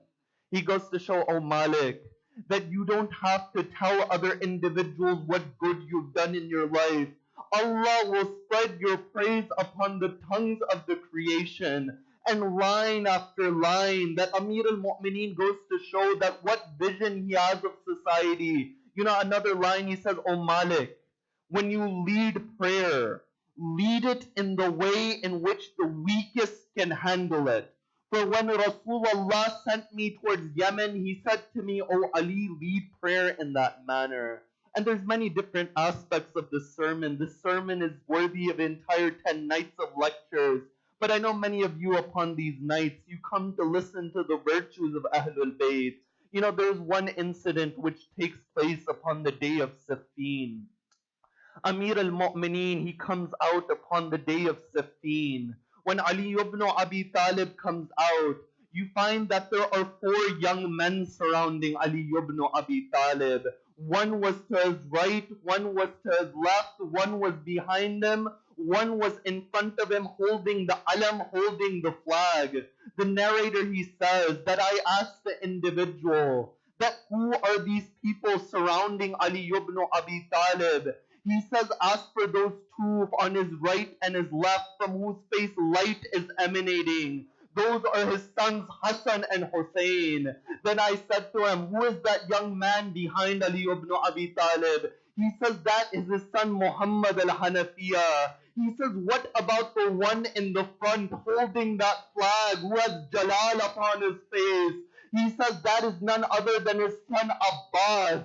Then he says, who is that old man who is walking behind them? His back is bent, his eyebrows are sagging. They say that is none other than Malik al-Ashtar. You know, it was the day of Siffin. Amir al-Mu'mineen would attack someone, Malik would attack someone. They would go side by side. After fighting, a discussion occurs between Amir al-Mu'mineen and Malik. Malik, he smiles. He says, oh my master, you know, we've killed the same number of people. Amir al-Mu'mineen says, oh Malik, how do you know that? Malik, he says, every time you kill someone, you say Allahu Akbar. And by my count, you've killed 70 individuals. Amir al-Mu'mineen says, oh Malik, that may be true. But Malik, remember one thing. There is a difference between whom you kill and whom I kill. You kill anyone who is in front of you. But when I kill someone, I look 7 generations or 70 generations, according to another version, down their lineage. And if there's someone who is able to be guided in that lineage, I don't kill that individual.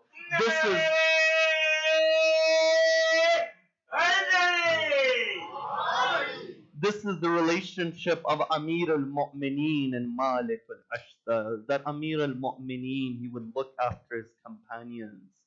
But you find this Ali ibn Abi Talib, if he felt this pain upon the demise of Malik, What did this Imam feel knowing what his daughter Zainab would have to go through after Karbala? You know, it's stated when the Imam he moves his caliphate from Medina towards Kufa, the Imam he would bring his daughters upon the camels. The camels would have a curtain, they would be covered. You find as the Imam goes through Kufa, he stops and he opens that curtain upon the camel. He says, "Oh Zainab, look at this. This is the door of Kufa." You find they go further. The Imam, he opens the curtain. He says, "Oh Zainab, no, look, these are the alleyways of Kufa." The Imam, they go further. He says, "Oh Zainab, this is the courtyard of Kufa." Then after that, he says one more time when he stops it, he says, "Oh Zainab, this is the bazaar, this is the marketplace of Kufa." It's at that point, Sayyida Zainab, she says, "Oh my father, if you told this to Abbas, I would understand. If you told this to Muhammad al-Hanafiya, I would understand. But oh my father, this marketplace, this courtyard, the door of Kufa, I'm supposed to stay within the home. Why are you telling me this?" Amir al-Mu'mineen says, "Oh Zainab, a time will come in this Kufa. You'll enter this Kufa, oh Zainab, when the eyes of the non-mahram are upon you, oh Zainab." You find it is this Sayyida Zainab that if you want to understand the musibah of Lady Zainab, this one title is enough, that Zainab is Ummul Masa'ib. That Zainab is the mother of musibah. You know, Ayatollah Buzurg Shirazi, that after the time of Fajr, Mirzai Buzurg, within his house a majlis would take place. It stated that within that majlis, the khatib upon the mimbar, he said one line. He said, "Dakhalat Zainab ala ibn Ziyad." He said that Zainab entered the court of Ibn Ziyad. It stated that Mirza Buzurg said, "Oh man, stop the musibah. I can't handle anymore. The thought of Zainab in the court of a drunkard is enough for one to stop and cry at this moment. That on this night, we remember the children of Sayyida Zainab."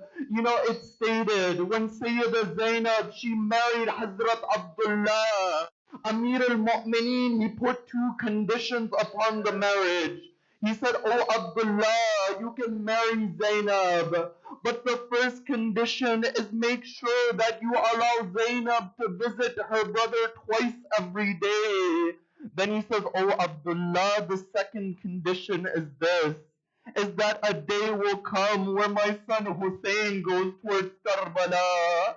Upon that day, make sure you give my daughter permission to go with her brother." You know, it stated when this caravan it leaves Medina towards Mecca, on in Muhammad, they didn't go with Sayyida Zainab. They stayed with Hazrat Abdullah. But it's when they came to the halting station of Tan'im that Hazrat Abdullah, he comes with On and Muhammad. When they come towards that caravan, you find Imam and Hussein, he says, "Oh Abbas, set a tent for Zainab so she can speak towards Abdullah." You find Sayyida Zainab, she says, "Oh Abdullah, have you come to tell me not to go towards Karbala with my brother?" You find Abdullah, he says, "No, this isn't the case." But he says, "Oh granddaughter of Rasulullah, there is a hadith of your grandfather. Your grandfather, he said, give sadaqah, you should give something in the way of Allah. Son Muhammad on my behalf, give in the way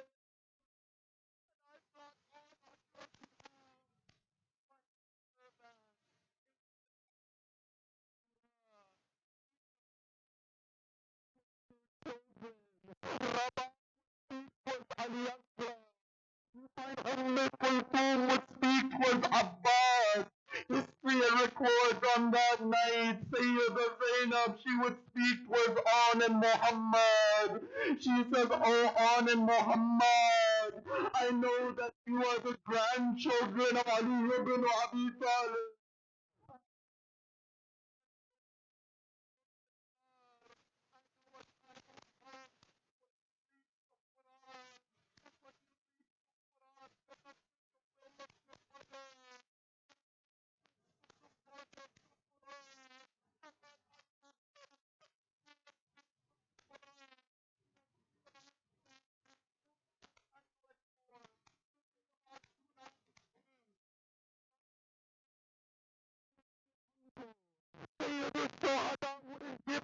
permission, they would go back towards their mother.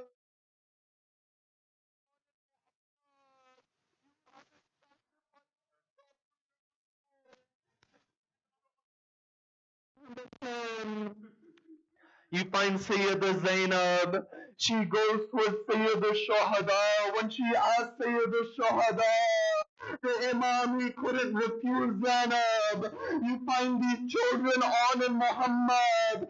They go towards the Maqtal. They fight and they fight, but how long would they fight for? 3 days, no food, no water.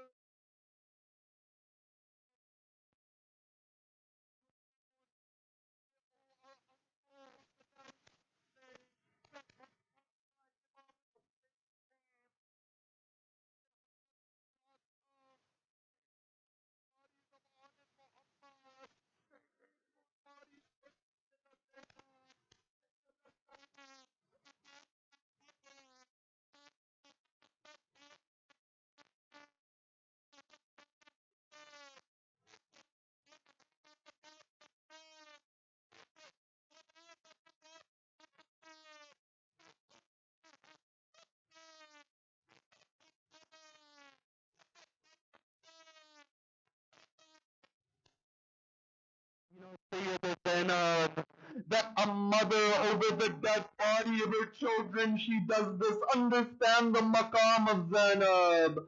But on that day of Ashura, Zainab, she didn't cry for her children on and Muhammad.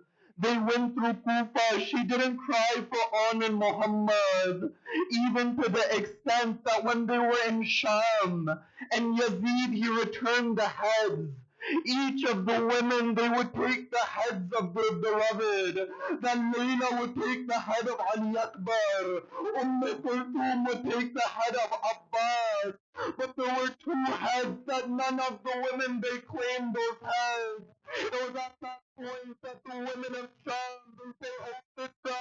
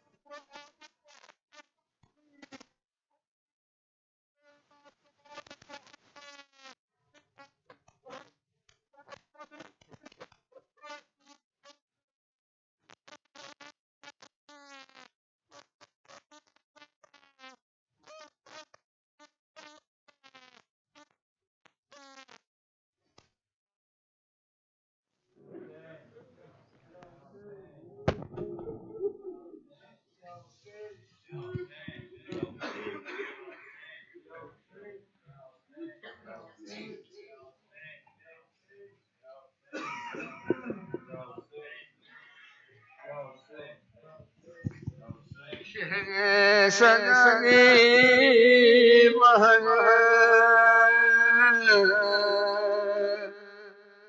مر گئے جائے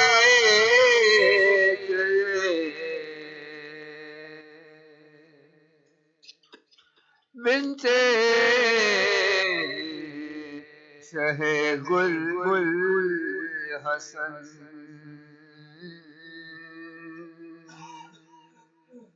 مر گئے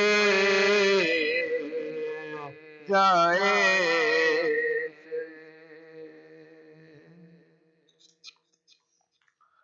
ہائے وہ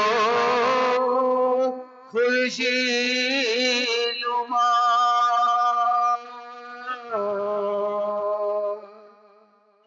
چھوڑ کے نم کر کے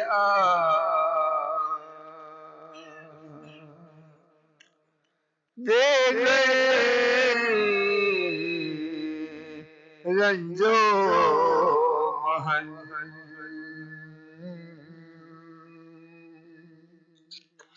مر گئے جائے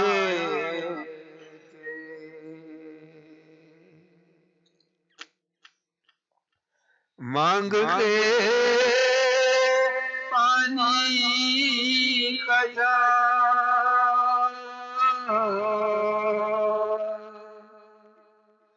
ہو گئے دونوں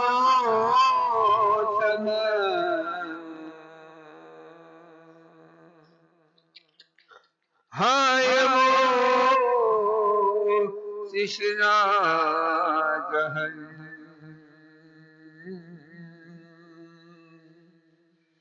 مر گئے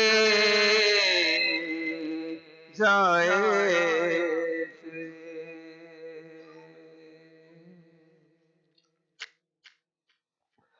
بات تلکتی نکی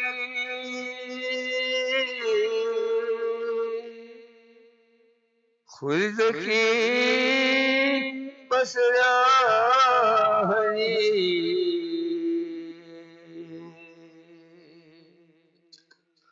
کم سخنو بے وطن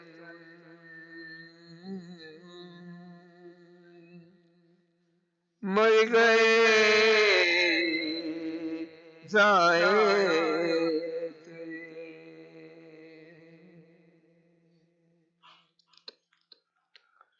کھنجروں تلوار سے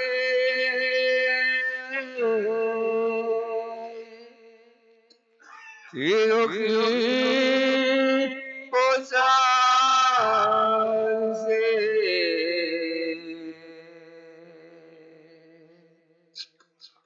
ہوتے ہی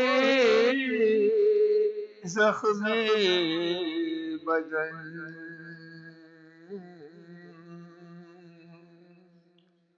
مر گئے جائے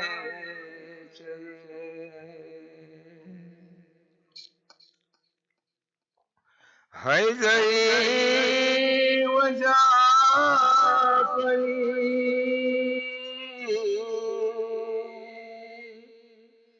غازی و صفدر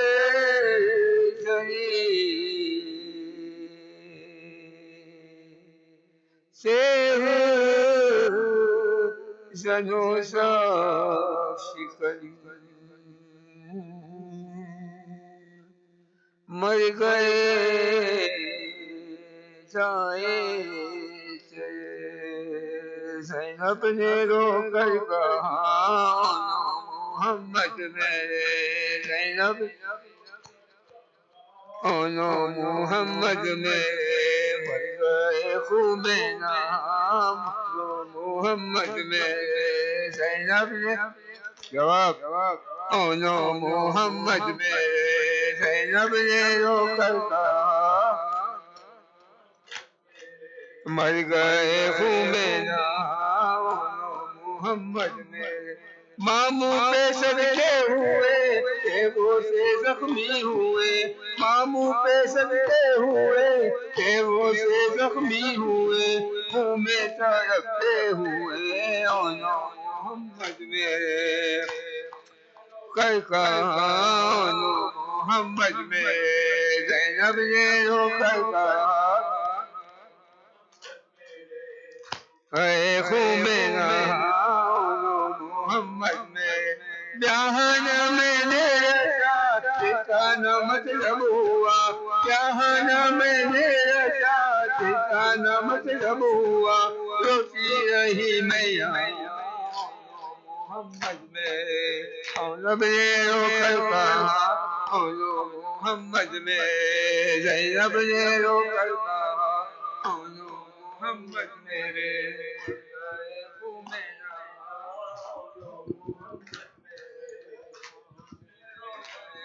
یا حسین یا حسین یا حسین یا حسین یا حسین یا حسین یا حسین حسین یا حسین حسین یا حسین حسین یا علی خیر العمل حیا علی خیر العمل حیا علی خیر العمل حیا علی خیر العمل یا حسین یا حسین یا حسین حسین یا حسین حسین یا حسین حسین یا حسین یا حسین یا حسین یا حسین حیا علی خیر العمل حیا علی العمل حیا علی خیر العمل یا حسین یا حسین یا حسین یا حسین یا حسین تیری وفاؤں کی عجب غازی کہانی ہے تیری وفاؤں کی عجب غازی کہانی ہے تیری وفاؤں کی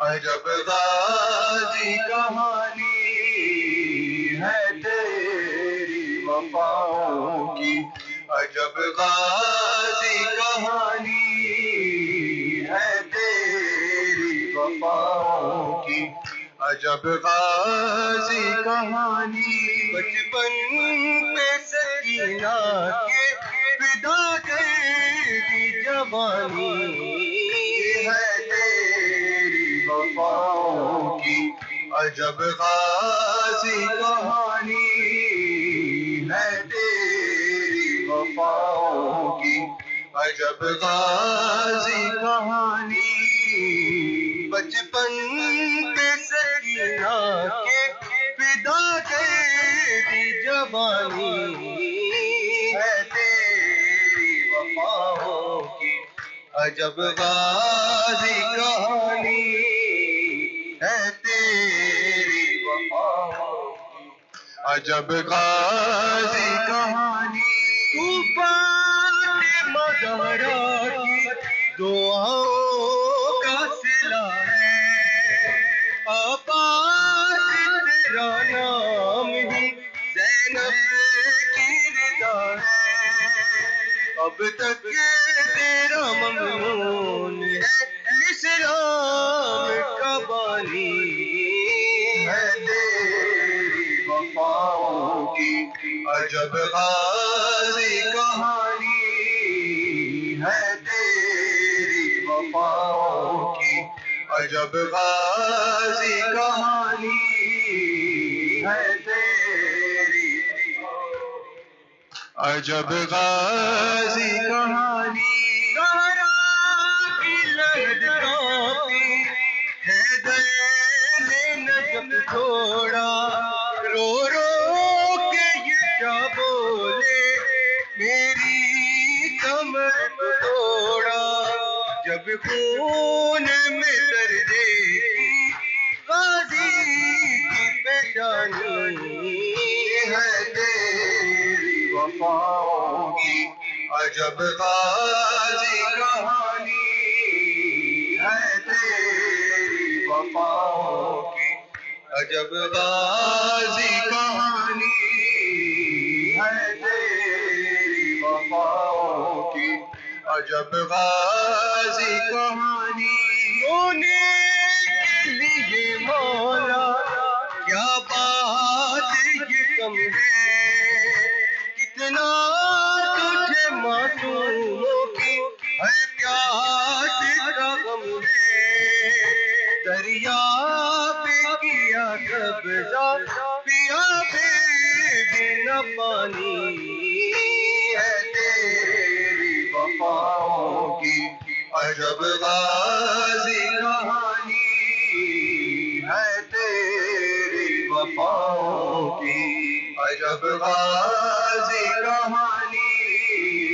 ہے تیری وفاؤں کی عجب غازی کہانی اب کون بچائے گا میرے سیدہ غازی کس طرح سے اب جاؤں گی میں شام پتا غازی سر پیٹ کے کہتی تھی یہ ذرا ثانی یہ تیری وفاؤں کی عجب غازی کہانی ہے تیری وفاؤں کی عجب غازی کہانی ہے تیری وفاؤں کی عجب غازی کہانی ہے تیری وفاؤں کی عجب غازی کہانی ہے تیری وفاؤں کی عجب غازی کہانی ہے تیری وفاؤں کی عجب غازی کوئی معصومہ زندہ میں نہ تنہا ہو یا رب کوئی معصومہ زندہ میں نہ تنہا ہو یا رب کوئی معصومہ زندہ میں نہ تنہا ہو حسین یا رب کوئی معصوم زندہ میں نہ تنہا ہو یا رب کوئی معصوم زندہ میں نہ تنہا ہو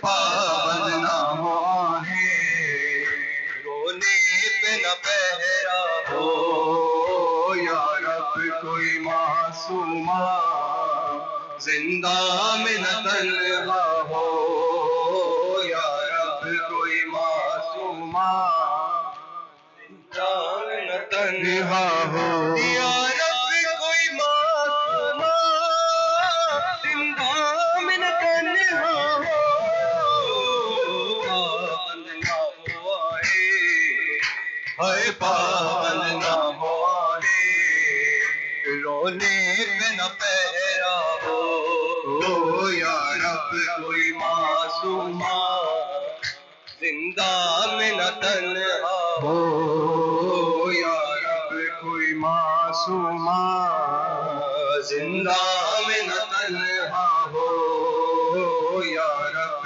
کوئی معصومہ زندہ میں نہ تنہا ہو تھی جس کو نیند آتی شبیر کے سینے پہ تھی جس کو نیند آتی شبیر کے سینے پہ زندہ در زندہ ہے زندہ در زندہ اس کے لیے قضا ہو یا رب کوئی معصومہ زندہ میں نہ تنہا ہو یا رب کوئی معصومہ زندہ میں نہ آگے آگے یا آگے آگے کوئی معصومہ زندہ میں نہ تنہا ہو کوئی معصومہ زندہ میں نہ تنہا ہو یا رب کوئی معصومہ زندہ میں نہ تنہا ہو یا جیو معصومہ زندہ میں نہ تنہا ہو یا رب کوئی معصومہ زندہ میں نہ تنہا ہو یا پابند نہ ہو آئے ہائے پابند نہ ہو آئے رونے پہ نہ پہرا ہو یا رب کوئی معصومہ زندہ میں نہ تنہا ہو یا رب کوئی معصومہ زندہ میں نہ تنہا ہو یا رب کوئی معصومہ زندہ میں نہ تنہا ہو جس کو نیند آتی شبیر کے سینے پر جس کو نیند آتی شبیر کے سینے پر زندہ در زندہ ہے زندہ در زندہ اس کے لیے قضا ہو یا رب کوئی معصومہ زندہ میں نہ تنہا ہو یا رب کیوں میں مولا کی معصومی کیوں معصومی مولا سلامت رکھے میں نہ تنہا ہو یا رب کوئی معصومہ زندہ میں نہ تنہا ہو یا رب کوئی معصومہ زندہ میں نہ تنہا ہو زندانوں سے آتی تھی آواز سکنے کی زندانوں سے آتی تھی آواز سکنے کی جیسے کہ سکینہ کو آئے جیسے کہ سکینہ کو ہر زندان رو رہا ہو یا رب کوئی معصومہ زندہ میں نہ تنہا ہو یا رب کوئی معصومہ زندہ میں نہ تنہا ہو یا رب کوئی معصومہ زندہ میں نہ تنہا ہو یا رب کوئی معصومہ زندہ میں نہ تنہا ہو یا رب کوئی معصومہ زندہ میں نہ تنہا ہو یا رب کوئی معصومہ زندہ میں نہ تنہا ہو ٹکرائے نہ وہ کیوں کہ زندہ کی دیواروں سے ٹکرائے نہ وہ کیوں کہ زندہ کی دیواروں سے بھائی سے اور پھوپھی سے ہائے بھائی سے اور پھوپھی سے جس کو جدا کیا ہو یا رب کوئی معصومہ زندہ میں نہ تنہا ہو یا رب کوئی معصومہ زندہ میں نہ تنہا ہو یا رب کوئی معصومہ زندہ میں نہ تنہا ہو یا رب کوئی معصومہ زندہ میں نہ تنہا ہو یا رب کوئی معصومہ زندہ میں نہ تنہا ہو زندانوں سے آتی تھی آواز سکھنے کی زندانوں سے آتی تھی آواز سکھنے کی جیسے کہ سکینہ کو ہے جیسے کہ سکینہ کو ہر زندہ رو رہا ہو یا رب کوئی معصومہ زندہ میں نہ تنہا ہو معصومہ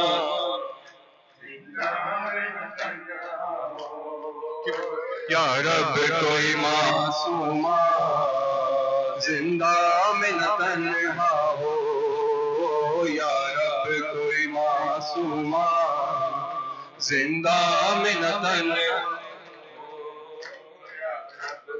معصومہ زندہ میں نہ تنہا ہو یا رب کوئی مہاراجا یاد آسرا غازی مہاراجا یاد آسرا غازی مہاراجا یاد آسرا باقی نو ہے مہاراجا یاد آسرا غازی مہاراجا یاد آسرا حسین غازی ہویا کربل ہویا کربل ہویا کربل وچ جدا غازی مہاراجا یاد آسرا غازی مہاراجا یاد آسرا غازی مہاراجا یاد آسرا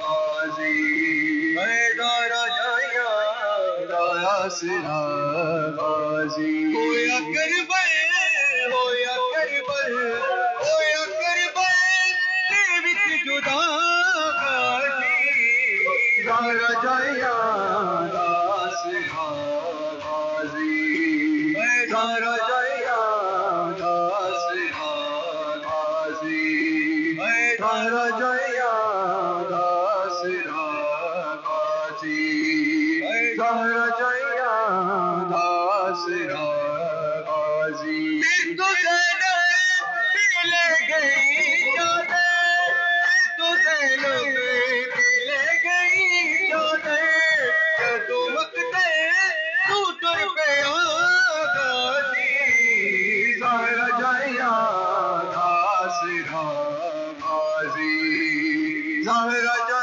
یاد آسرا غازی مہاراجا یاد آسرا غازی مہاراجا یاد آسرا غازی مہاراجا یاد آسرا غازی مہاراجا یاد آسرا غازی تو زینب لے گئی چادر تو زینب لے گئی چادر جدو وقت تو ٹر پیا غازی مہاراجا یاد آسرا غازی مہاراجا یاد آسرا غازی مہاراجا یاد آسرا غازی مہاراجا یاد آسرا غازی میری چادر خدا دا پردہ ہے میری چادر خدا دا پردہ ہے میری چادر خدا دا پردہ ہے میری چادر خدا دا پردہ ہے میری چادر میری چادر میری چادر تو بتا غازی مہاراجا یاد آسرا غازی مہاراجا یاد آسرا غازی مہاراجا یاد آسرا غازی مہاراجا یاد آسرا غازی مہاراجا یاد آسرا غازی جگہ تو حسین جڑی آئے جگہ تو حسین جڑی آئے جگہ تو حسین جڑی آئے جگہ تو حسین جڑی آئے پھر بھی پورا نہ مل سکا غازی مہاراجا یاد آسرا غازی مہاراجا یاد حیدر جایا داسرا غازی حیدر جایا داسرا غازی حیدر جایا داسرا غازی حیدر جایا داسرا غازی شمر رج رج حسین کو مارے شمر رج رج حسین کو مارے شمر رج رج حسین کو مارے شمر رج رج حسین کو مارے جانتا ہے نہیں ریا غازی دارا جایا دارا سیا غازی دارا جایا دارا سیا غازی یوم آدمی غازی حیدر جایا دارا سیا غازی حیدر جایا دارا سیا غازی شمر رج رج حسین کو مارے شمر رج رج حسین کو مارے شمر رج رج حسین کو مارے شمر رج رج حسین کو مارے جانے دائے نہیں ریا غازی دارا جایا داسرا غازی زارا جایا داسرا غازی زارا جایا داسرا غازی داسرا غازی حیدر جایا داسرا غازی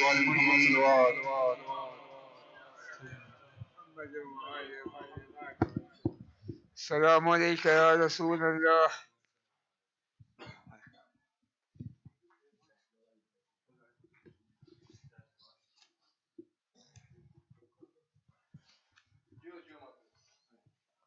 ذات وارثة.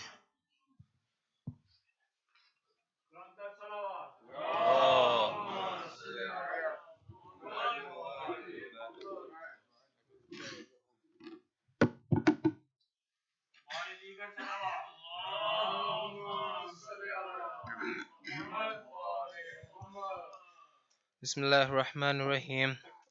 السلام عليك يا وارث آدم صفة الله. السلام عليك يا وارث نوح نبي الله. السلام عليك يا وارث إبراهيم خليل الله.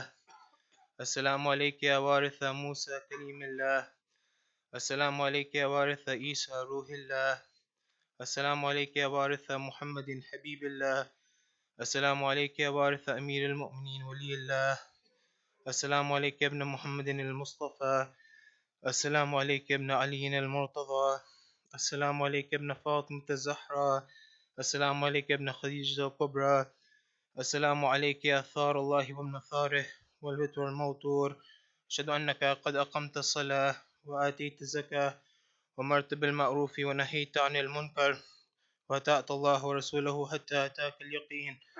فلعن الله أمة قتلتك ولعن الله أمة ظلمتك ولعن الله أمة سمعت بذلك فرضيت به.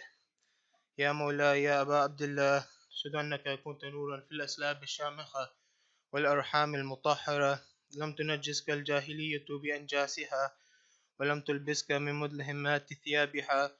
وأشهد أنك من دعائم الدين وأركان المؤمنين. وأشهد أنك الإمام البر التقي الرزي الزكي الهادي المهدي. وأشهد أن الأئمة من ولدك كلمة التقوى وأعلام الهدى والأروة الوثقى والحجة على أهل الدنيا. وأشهد الله وملائكته وأنبياءه ورسله أني بكم مؤمن وبيا بكم موقن بشرائع ديني وخواتيم عملي وقلبي لقلبكم سلم وأمري لأمركم متبع. صلوات الله عليكم وعلى أرواحكم وعلى أجسادكم وعلى أجسامكم وعلى شاهدكم وعلى غائبكم وعلى ظاهركم وعلى باطنكم. السلام عليك يا ابن رسول الله. السلام عليك يا ابن نبي الله. السلام عليك يا ابن أمير المؤمنين. السلام عليك يا ابن الحسين الشهيد. السلام عليك أيها الشهيد. السلام عليك أيها المظلوم وابن المظلوم. لعن الله أمة قتلتك ولعن الله أمة ظلمتك ولعن الله أمة سمعت بذلك فرضيت به. السلام عليكم يا أولياء الله وأحباءه. السلام عليكم يا أسفياء الله وأوداءه. السلام عليكم يا أنصار دين الله. السلام عليكم يا أنصار رسول الله. السلام عليكم يا أنصار أمير المؤمنين. السلام عليكم يا أنصار فاطمة سيدة نساء العالمين. السلام عليكم يا أنصار أبي محمد الحسن بن علي الولي الزكي الناصح. السلام عليكم يا أنصار أبي عبد الله. بأبي أنتم وأمي طبتم وطابت الأرض التي فيها دفنتم وفزتم فوزا عظيما، فيا ليتني كنت معكم فأفوز معكم. السلام عليك أبا الفضل العباس بن أمير المؤمنين. السلام عليك ابن سيد الوسيين. السلام عليك ابن أول القوم إسلاما وأقدمهم إيمانا وأقومهم لدين الله وأحوتهم على الإسلام. أشهد لقد نصحت لله ولرسوله ولأخيك فنعم الأخ المواسي. فلعن الله أمة قتلتك، ولعن الله أمة ظلمتك، ولعن الله أمة استحلت منك المحارم وانتهكت حرمة الإسلام.